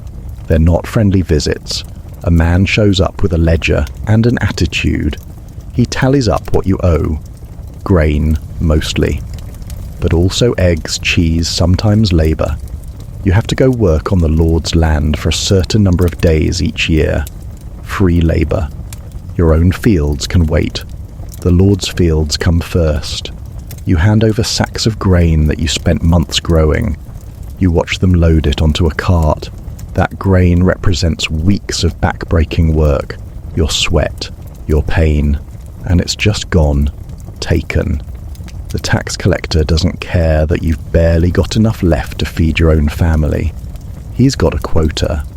You're just a number on a list. Refusing isn't an option. You've heard stories about people who tried. It didn't end well. The Lord has soldiers. You have a wooden rake. The power dynamic is clear. So you hand over what's demanded and hope there's enough left to get through to next harvest. Then there are church taxes. 1/10 of everything goes to the church. It's called a tithe. 10% doesn't sound like much until you realize you've already given half to the Lord. Now you're giving 10% of what's left. The numbers don't work in your favor. They never do. The priest comes around to collect. He's better fed than you'll ever be. His robes are clean. He doesn't have dirt under his fingernails. He talks about charity and helping the poor while taking food out of your mouth. You smile and nod. What else can you do? Arguing with the church is asking for trouble. Everyone expects something from you. The miller takes a cut for grinding your grain into flour. You have to use his mill. There's no alternative. He owns the only mill for miles. You hand over your grain and get back slightly less flour than you should. The miller's cut. He weighs it with his thumb on the scale. You notice. You say nothing. The blacksmith charges for every repair. Your tools break constantly because they're cheap and overused. You need them fixed. He knows you need them fixed. The price is whatever he says it is. You pay it. You don't have a choice. Even getting married requires paying fees. You need permission from the Lord. There's a fee for that. The church ceremony requires a fee. You're paying people for the privilege of starting your own family. Everything costs. Nothing is free. If you want to leave the village, you need permission. You're tied to this land. You can't just pack up and move somewhere else. You're bound here. It's barely different from being owned. You work the land owns you. The Lord owns the land. The chain is clear. The legal system is not designed for people like you. If something goes wrong, if there's a dispute, it's settled by the Lord or his representative. Guess whose side they take? Not yours. You're always in the wrong. The wealthy man with connections always wins. You always lose. You've seen people dragged before the Lord for minor offences, letting their pig wander onto someone else's land, taking wood from the forest without permission. The forest belongs to the Lord. Never mind that you need firewood to survive. It's his forest, his trees, his rules. The punishment is a fine you can't afford, or time in the stocks where everyone can throw rotten vegetables at you. Or worse, there's no justice. There's just power. Those who have it use it. Those who don't suffer. You're firmly in the second category. The Lord occasionally visits. There's a flurry of activity. Everyone has to look busy and productive. You bow. You scrape. You act grateful for the opportunity to work yourself to death on his land. He rides through on a horse that's worth more than everything you'll earn in your lifetime. He barely glances at you. You're part of the scenery. Less important than the horse. His clothes are fine wool and linen, bright colours, clean. He's never done a day of manual labour in his life. His hands are soft. His face is unweathered. He's younger than you, but looks healthier because he eats well and doesn't work hard. The contrast is stark and depressing. He talks to the bailiff who manages the estate. They discuss yields and profits. You'll discuss the way you might discuss livestock. How productive are they? Can we get more out of them? They're talking about you, right in front of you, like you're not human, like you don't understand. After he leaves, there's always a new demand, a new tax, a new rule. He needs money for something, a new building, a war, a party. Whatever it is, you're paying for it. Your life gets harder, so his can get easier. The bailiff is the day-to-day face of authority. He's the one who checks that you're working, who enforces rules, who collects payments. He's from the village originally, which makes it worse. He's one of you who sold out for a slightly better position. Now he acts superior. He's got decent clothes and regular meals. He's forgotten what it's like to be hungry. He walks through your field and points out everything you're doing wrong. He's never farmed a day in his life, but he's full of advice. You nod and agree. Arguing would be stupid. He has the power to make your life even worse. So you take the criticism and suppress the urge to tell him where he can shove his advice. The merchants who come through treat you like dirt. They're town people. They look down on farmers. They think you're stupid and backward. They speak slowly like you might not understand normal speech. They cheat you on prices. They know you don't have options. You need what they're selling more than they need your money. You're invisible to people above your station.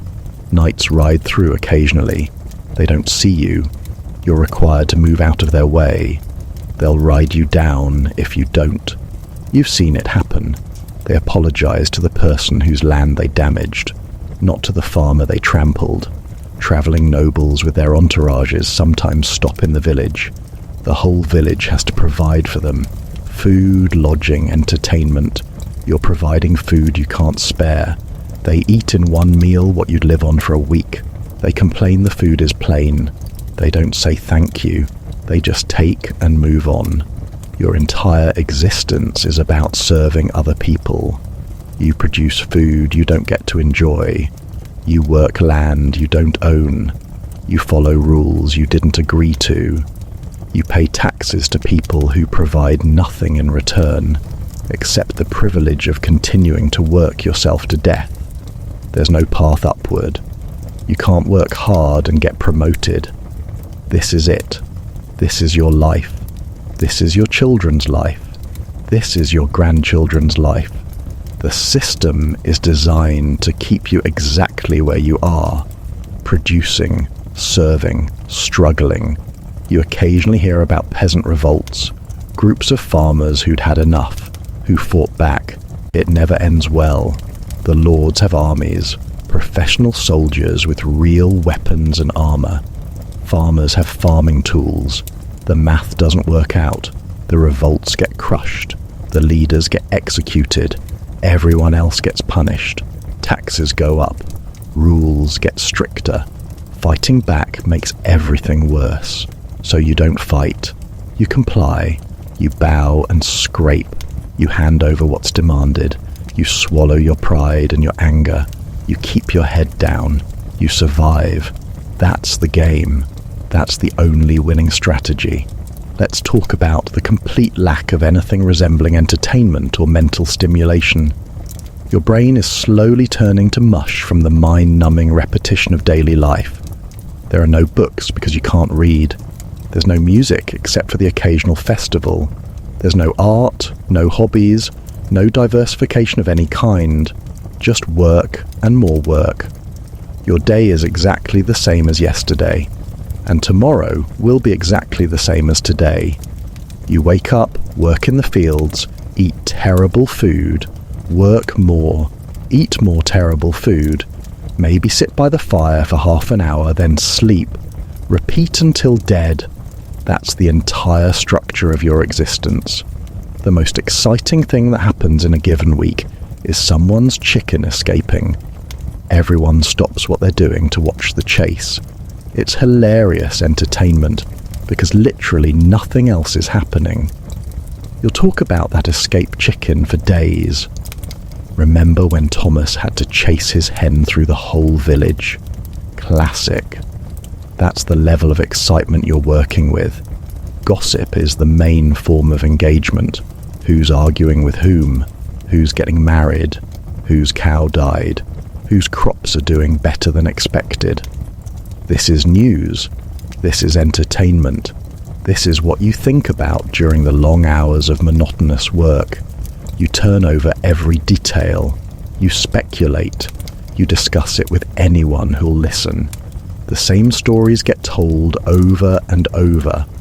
Old Thomas fought in some minor skirmish 30 years ago, and he's been telling the same story about it ever since.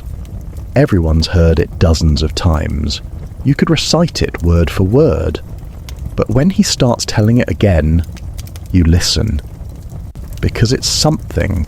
It's different from silence and the sound of your own breathing. Songs exist, but they're simple and repetitive. Work songs to keep rhythm while doing repetitive tasks. Threshing songs, harvesting songs. They're not complex. They don't tell interesting stories. They're just repeated verses about how hard work is, which, you're doing the work. But singing about it somehow makes it marginally more bearable. Everyone knows the same songs. There's no variety, no new music, nothing changes. You've been singing the same harvest song since you were young. Your parents sang it. Their parents sang it. It's tradition, which is a fancy word for doing things the same way forever, because nobody knows any different. The church provides some structure to the year. Holy days break up the monotony slightly. You go to the service. You don't understand Latin, so you have no idea what's being said. But there are rituals. Standing, kneeling, responses you've memorized without knowing what they mean. It's something different from field work, which makes it almost enjoyable. The priest tells stories from scripture. You've heard them all before, many times, but they're stories, which is more narrative content than you get anywhere else. You listen. You know how they end. You listen anyway. The story of the loaves and fishes sounds pretty good when you're hungry, which is always. Easter and Christmas are the big events. There's slightly better food. There might be a play performed by villagers acting out religious stories. The acting is terrible. The costumes are just normal clothes with maybe a crown made of straw. But it's theatre. It's performance. It's something to watch. You're riveted. The Christmas play features the Nativity.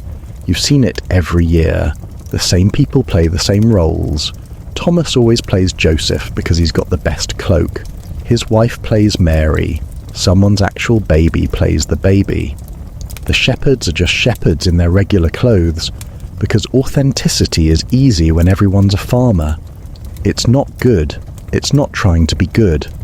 But it's something. Market days provide stimulation purely through the chaos of people and activity. There are more people in one place than you usually see. There's noise. There are things to look at. Someone's selling ribbons in colours you don't normally see. You can't afford them, but you look. That's free. Looking costs nothing.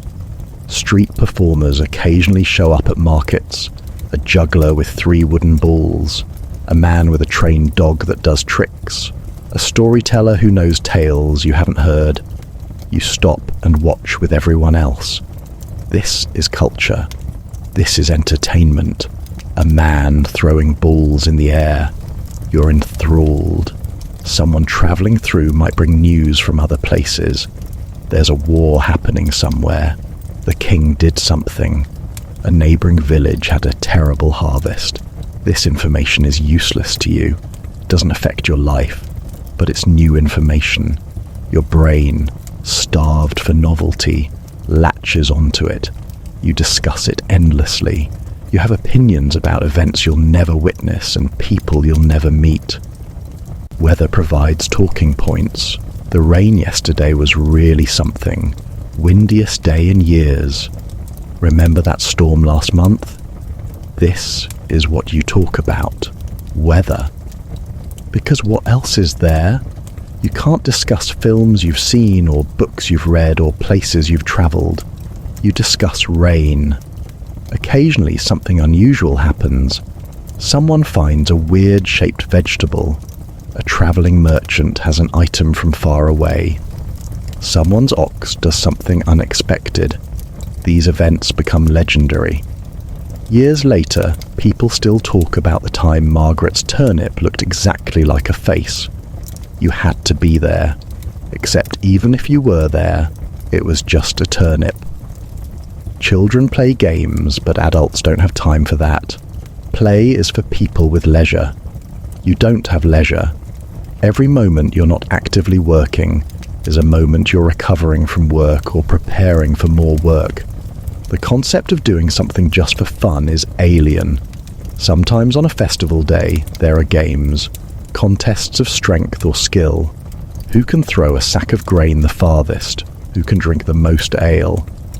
These are fun in a desperate sort of way. Everyone's trying to squeeze enjoyment out of activities that are basically just work reframed as competition. You watch two men arm wrestle and it's the most exciting thing you've seen in months. Everyone crowds around, people cheer, there's a winner, everyone talks about it afterward. John beat Thomas at arm wrestling, did you see? The whole village saw. You were all there. It's still worth discussing. Dancing happens at festivals. Everyone holds hands in a circle and moves in the same direction while someone plays a drum. That's it. That's dancing. It's not complicated. It doesn't need to be. You're moving to rhythm with other people and you're not working. That's enough to qualify as fun. The ale helps. By the time you've had a few cups, the simple dancing seems brilliant. Everything seems better. You're laughing at jokes that aren't funny. You're having intense conversations about nothing. The ale provides a brief escape from the grinding monotony. Then it wears off, and you're back to reality with a headache. Ghost stories are popular entertainment. Sitting around the fire at night, someone tells a scary story. They're always the same stories.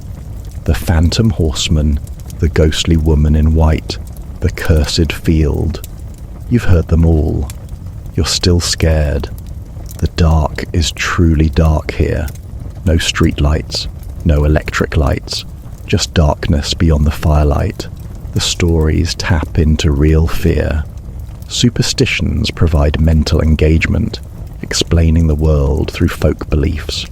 That storm came because someone offended the spirits. The crops failed because of a curse. Someone has the evil eye. These beliefs are wrong, but they provide explanations. They give you something to think about beyond the endless repetition of work. You become an expert in things that don't matter. You know every family in the village. You know their histories, their feuds, their connections. You know which fields produce better crops. You know the names of every cow and ox for miles around. This is your knowledge base. This is what fills your mind. Let's talk about relationships and family dynamics when you're all crammed together in one room with no privacy, no space, and no escape from each other. Living with your family sounds nice in theory. In practice, it's a pressure cooker of tension, irritation, and conflicts that never get resolved because there's nowhere to go. Your spouse is not your romantic partner. They're your work partner. You got married because you both needed help surviving. Marriage is an economic arrangement. She brings skills and maybe a small dowry. You bring land access and labor. Together you form a tiny economic unit that's slightly less likely to fail than two individuals alone. Romance fades fast when you're both exhausted, filthy, and stressed all the time. You barely have energy for conversation, let alone affection. You grunt at each other in the morning. You coordinate tasks.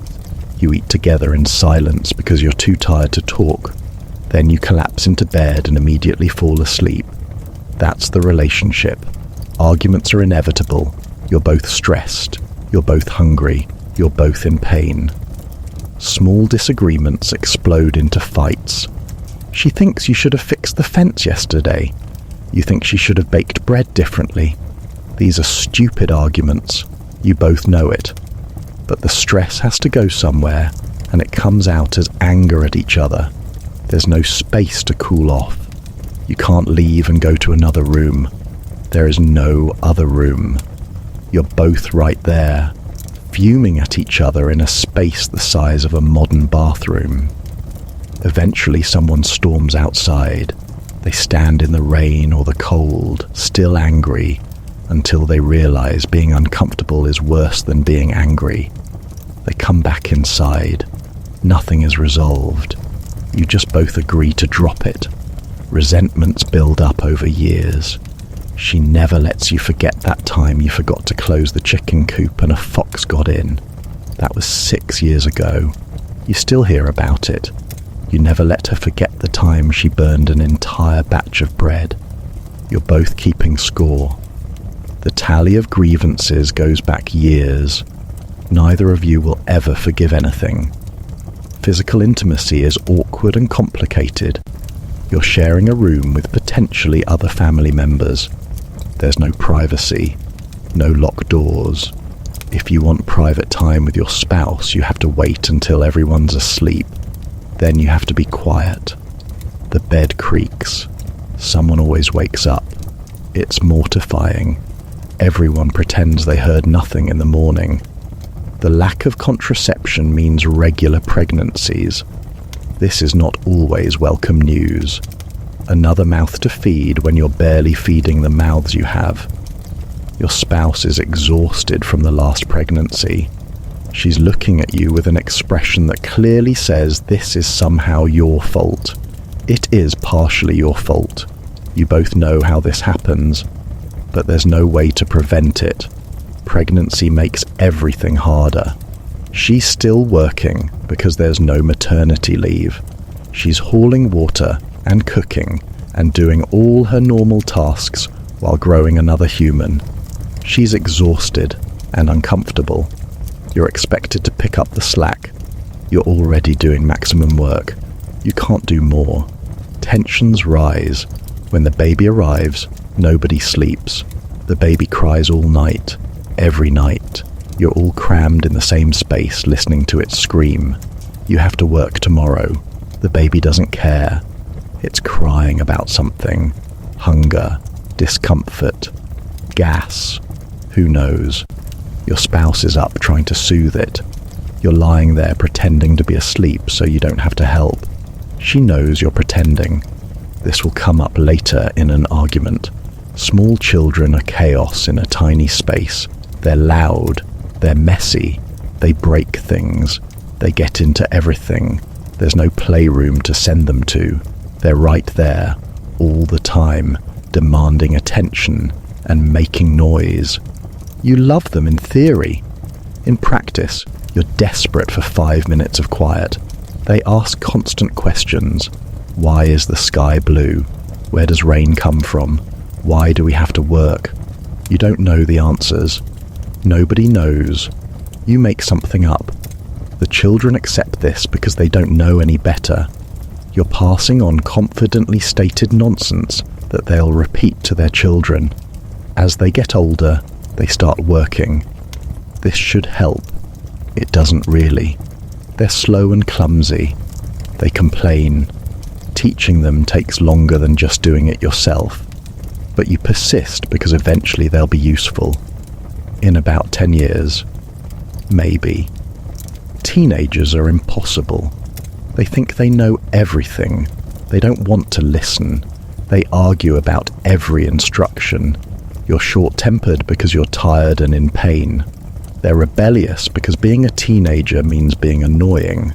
It's a biological imperative. Every conversation becomes a fight. Your own parents might be living with you. They're old now. They can't work like they used to. They need care.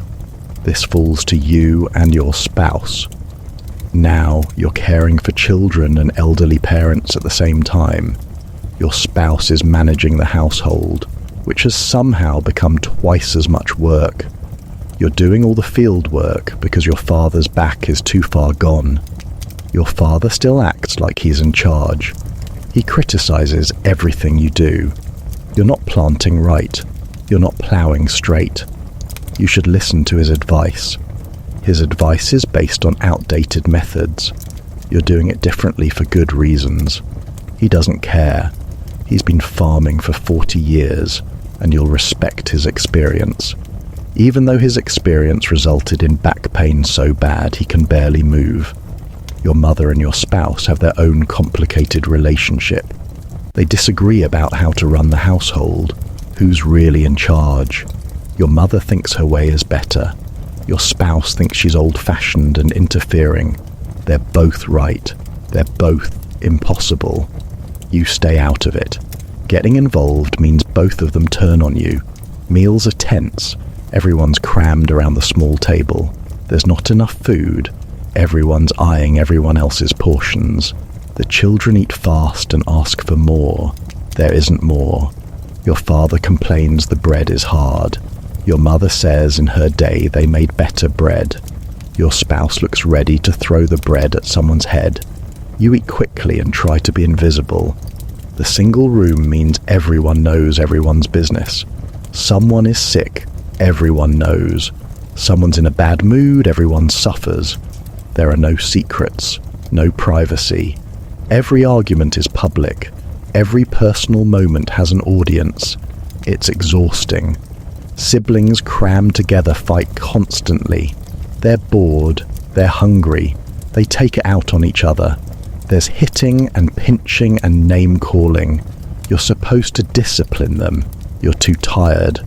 They work it out themselves, meaning the strongest one wins, and the others learn to be resentful. Family meetings are just arguments with a fancy name. Everyone has opinions. Everyone's opinion is that everyone else is wrong. Decisions get made through whoever shouts loudest or holds out longest. It's not democracy, it's attrition. Eventually people give up arguing just to make it stop. Favoritism is obvious and damaging. Your father clearly prefers one of your children. Your mother prefers another. The children notice. The ones who aren't favorites act out. The favorites become insufferable. You try to treat them equally. You fail. Everyone has favorites, even if they won't admit it. When someone gets married and leaves, it's bittersweet. On one hand, you're losing a worker, and you'll miss them. On the other hand, that's one less person crammed into the house, one less mouth to feed. The space feels lighter. Then you feel guilty for feeling relieved. But you are relieved. The house is fractionally less crowded. When someone dies, the grief is real, but also mixed with practicality. You're sad, but you're also immediately thinking about how this changes the labor distribution. Who's going to do their tasks? How the food will be divided differently. Grief and logistics happen simultaneously. It feels wrong, but it's necessary.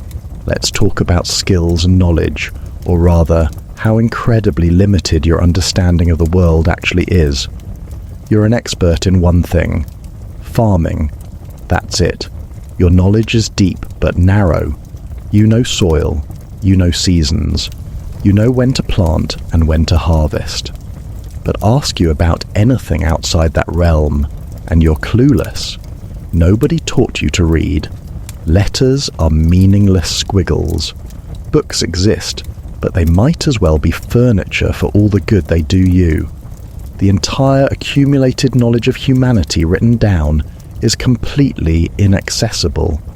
You're locked out of literacy and everything it provides. You can't read instructions. You can't read maps. You can't read anything.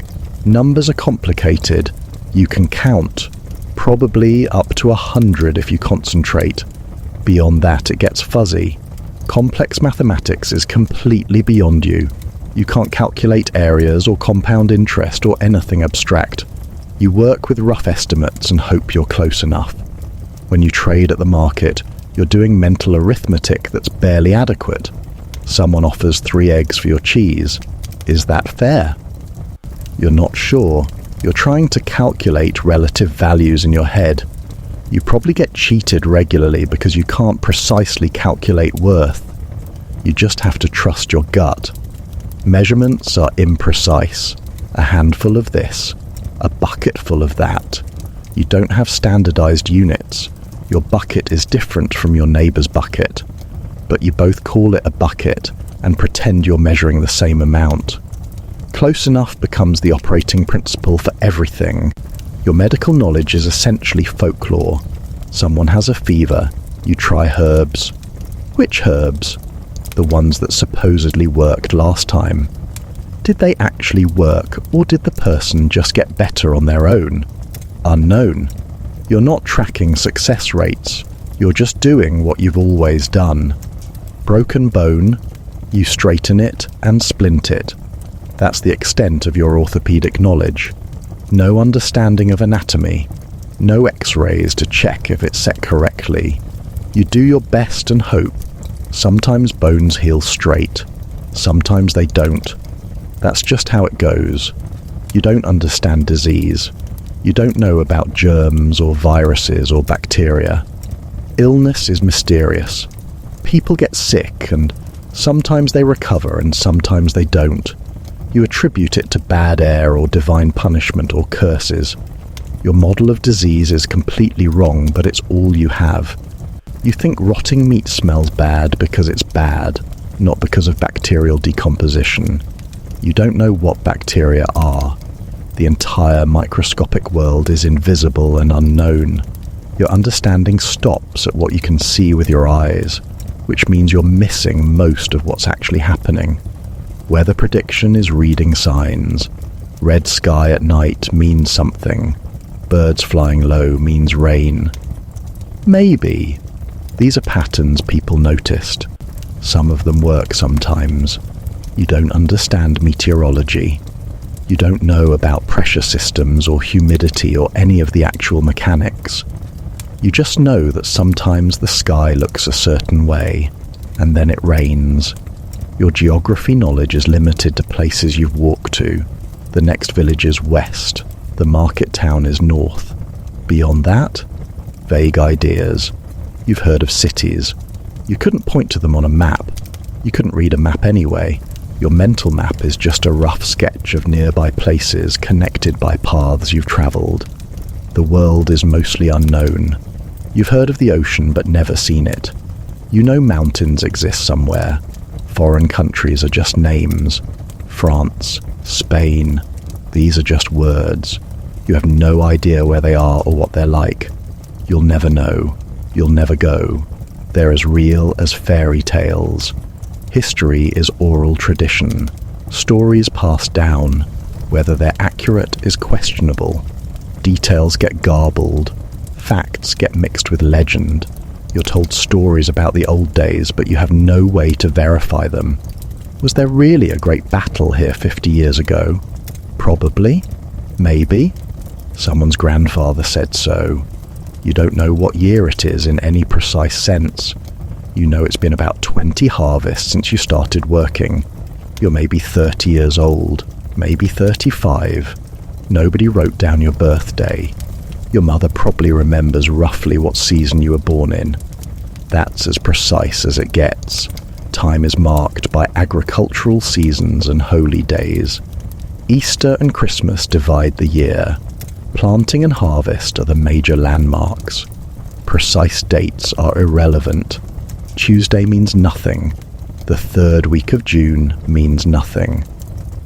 Right before harvest is how you locate events in time. Your understanding of biology is basic observation. Animals make baby animals. Plants grow from seeds. That's about it. How? Unknown. Why? Divine will. You don't know about reproduction at a cellular level. You don't know about genetics.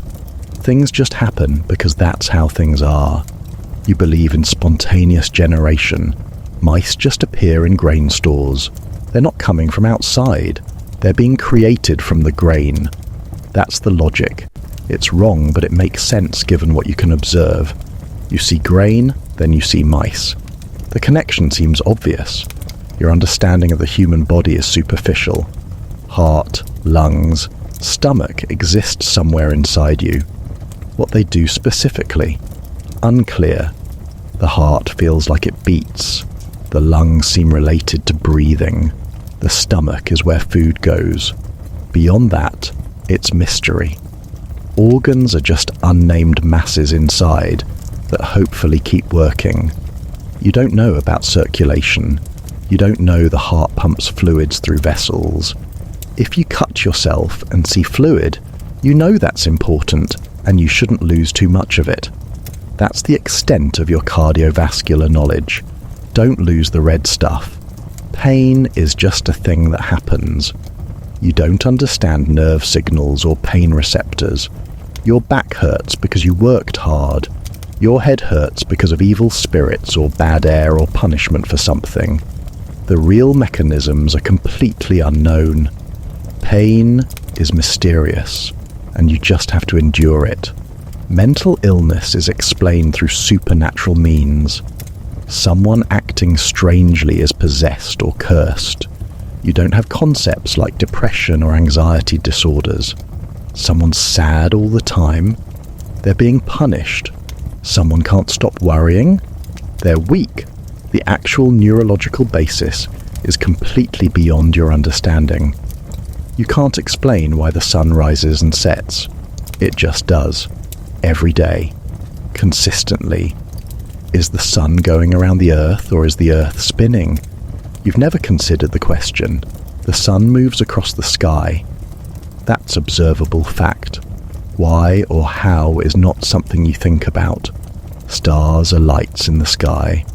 What they are, how far away, what they're made of. These questions don't occur to you. They're just there. Pretty patterns that help mark the seasons. Some people claim you can navigate by stars. You couldn't. You don't know how. Your technical skills are limited to basic tool use. You can use a plough, a sickle, an axe. You can repair simple breaks with rope or wooden pegs. Advanced carpentry is beyond you. Metalwork is completely foreign. The blacksmith makes tools through processes that might as well be magic. Hot metal becomes tools somehow. You don't understand forging or tempering or alloy composition. You can't build anything complicated. Your house is a basic structure. Walls, roof, done. Architecture beyond that is for specialists. Cathedrals are built by people with knowledge you don't possess. How do stone arches work? No idea. They just do. Everything you know is practical and immediate. How to plant seeds, how to judge soil quality, how to predict roughly when harvest should happen, when to slaughter animals, how to preserve food. These are survival skills and you're good at them, but you're ignorant about almost everything else. Now let's talk about dangers that have nothing to do with work. The world around you is actively trying to kill you in ways that have nothing to do with farming. Just existing is hazardous when there's no safety standards, no emergency services, and no real protection from anything. Fire is a constant threat. Your house is made of wood and thatch. The roof is literally dried grass. You have an open fire burning inside constantly.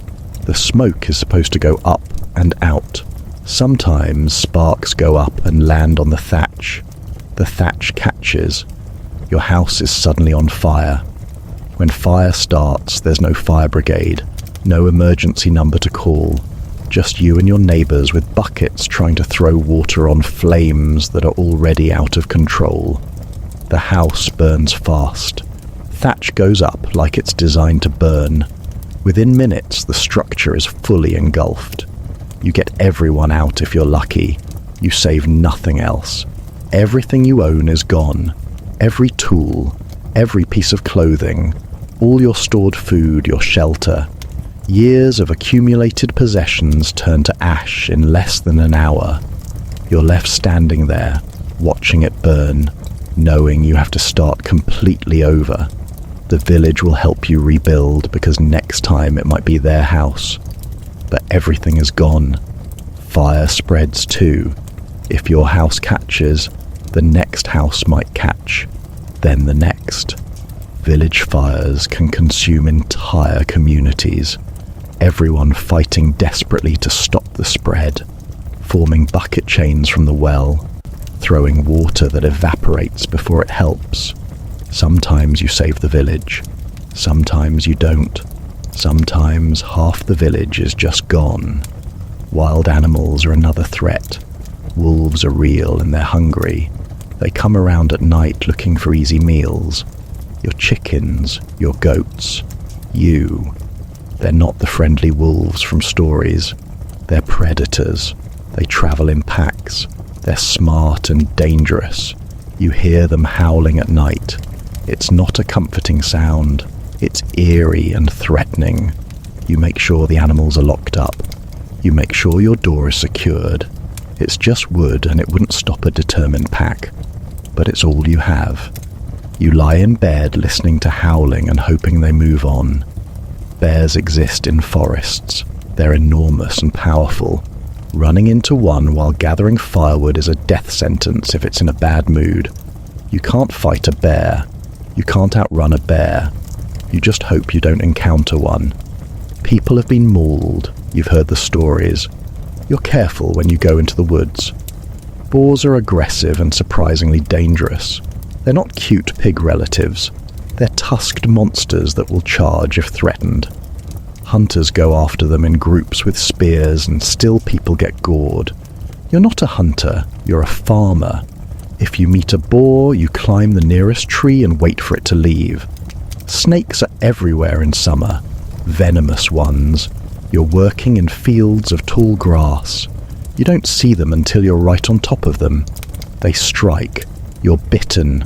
The bite burns. Your leg swells up. You feel sick. You might die. You probably won't, but you might. There's no anti-venom. Just hoping your body can handle the poison. Disease outbreaks sweep through periodically. Someone in the next village got sick. Then everyone in that village got sick. Then it spreads to your village. Suddenly half the village is down with fever and rash and coughing. People die.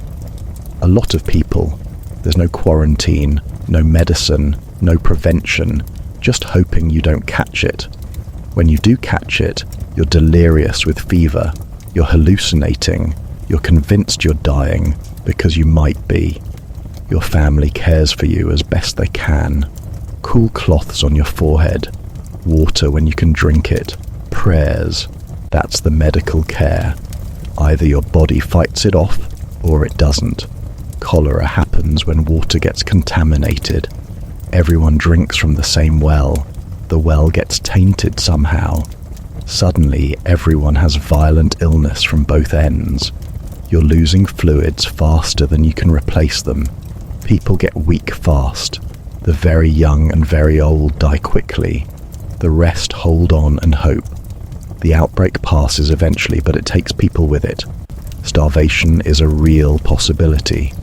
A bad harvest isn't theoretical. It happens. The crop fails due to weather or disease or pests. Suddenly you don't have enough food for winter. The stores run out early. By late winter, you're starving. Actually starving. Your body is consuming itself. People die from hunger. It's slow and awful. When you're starving, you're weak and dizzy. You can barely work. But you have to keep working because if you don't plant the next season's crops, next year will be even worse. You're farming while malnourished.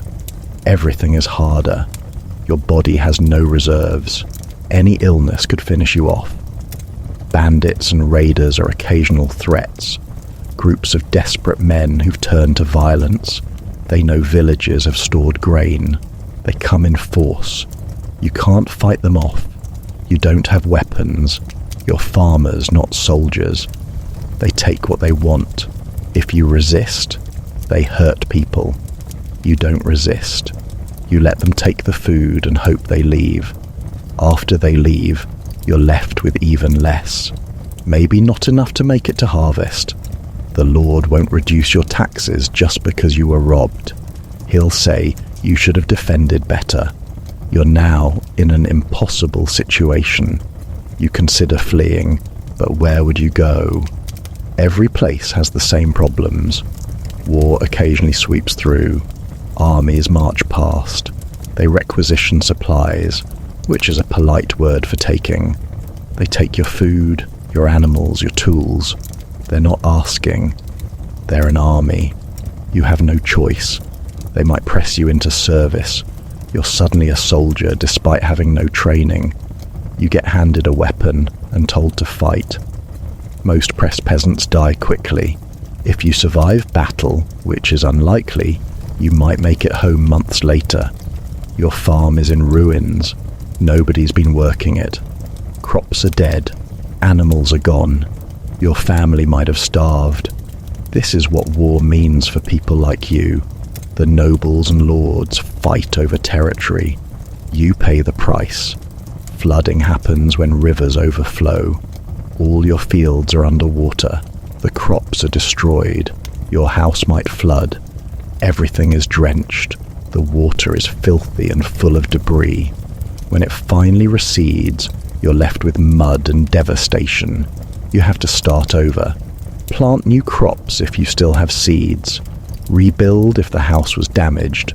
Drought is the opposite problem. No rain for months. The crops wither and die. The well level drops. Water becomes scarce. You're rationing drinking water. Everything is brown and dead. Animals die from dehydration. You're watching your livelihood disappear and you can't do anything about it. You just wait for rain that might not come. Thunderstorms bring lightning. Lightning strikes your barn. The barn is full of dry hay. It's a massive fire immediately. You lose your hay stores. Your animals might be trapped inside. You're trying to get them out while the building burns around you. It's chaos and danger and loss. Buildings collapse. Your house is not engineered. It's held together with hope and wooden pegs. The roof might give way under heavy snow. The walls might shift and fall. You're inside when you hear cracking. Everyone runs outside just before the structure comes down. You're homeless in winter. This is catastrophic. Wells collapse. The sides cave in. If someone's down there, they're buried. Digging them out is frantic and often futile. Even if nobody's inside, your water source is gone. Now, you have to walk much farther to the next well, or dig a new one, which is weeks of work you don't have time for. Carts and wagons tip over. You're transporting something heavy and the wheel hits a rut. The whole thing goes over.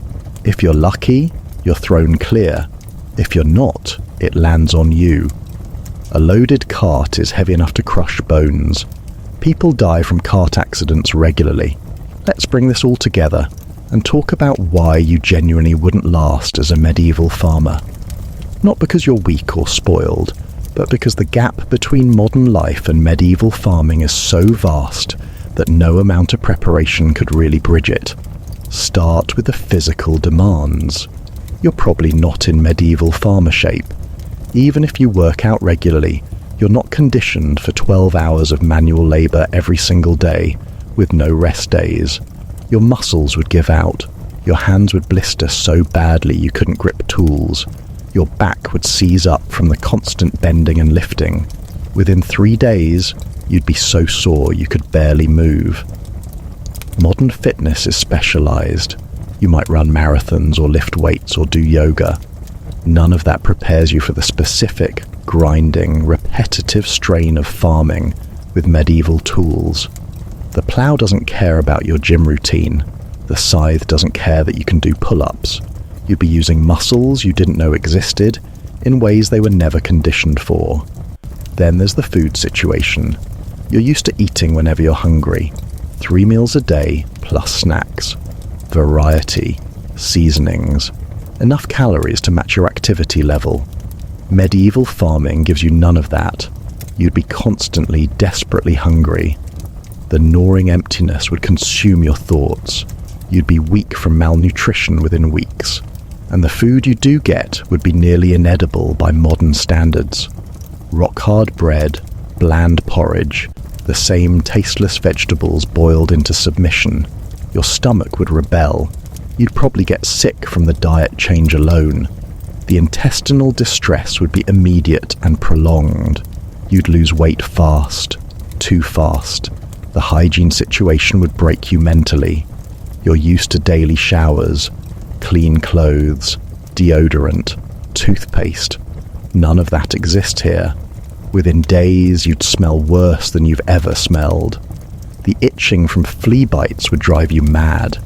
The feeling of being constantly dirty and grimy would be psychologically devastating. You couldn't handle the cold. Modern heating has made you soft. You're used to comfortable indoor temperatures year-round. Medieval winter would be a shock, the kind of cold that gets into your bones and never leaves. You'd be shivering constantly, your fingers and toes going numb, the pain of warming them up again. You'd think you were dying from hypothermia, when really you're just experiencing normal medieval winter. The isolation would crush your spirit.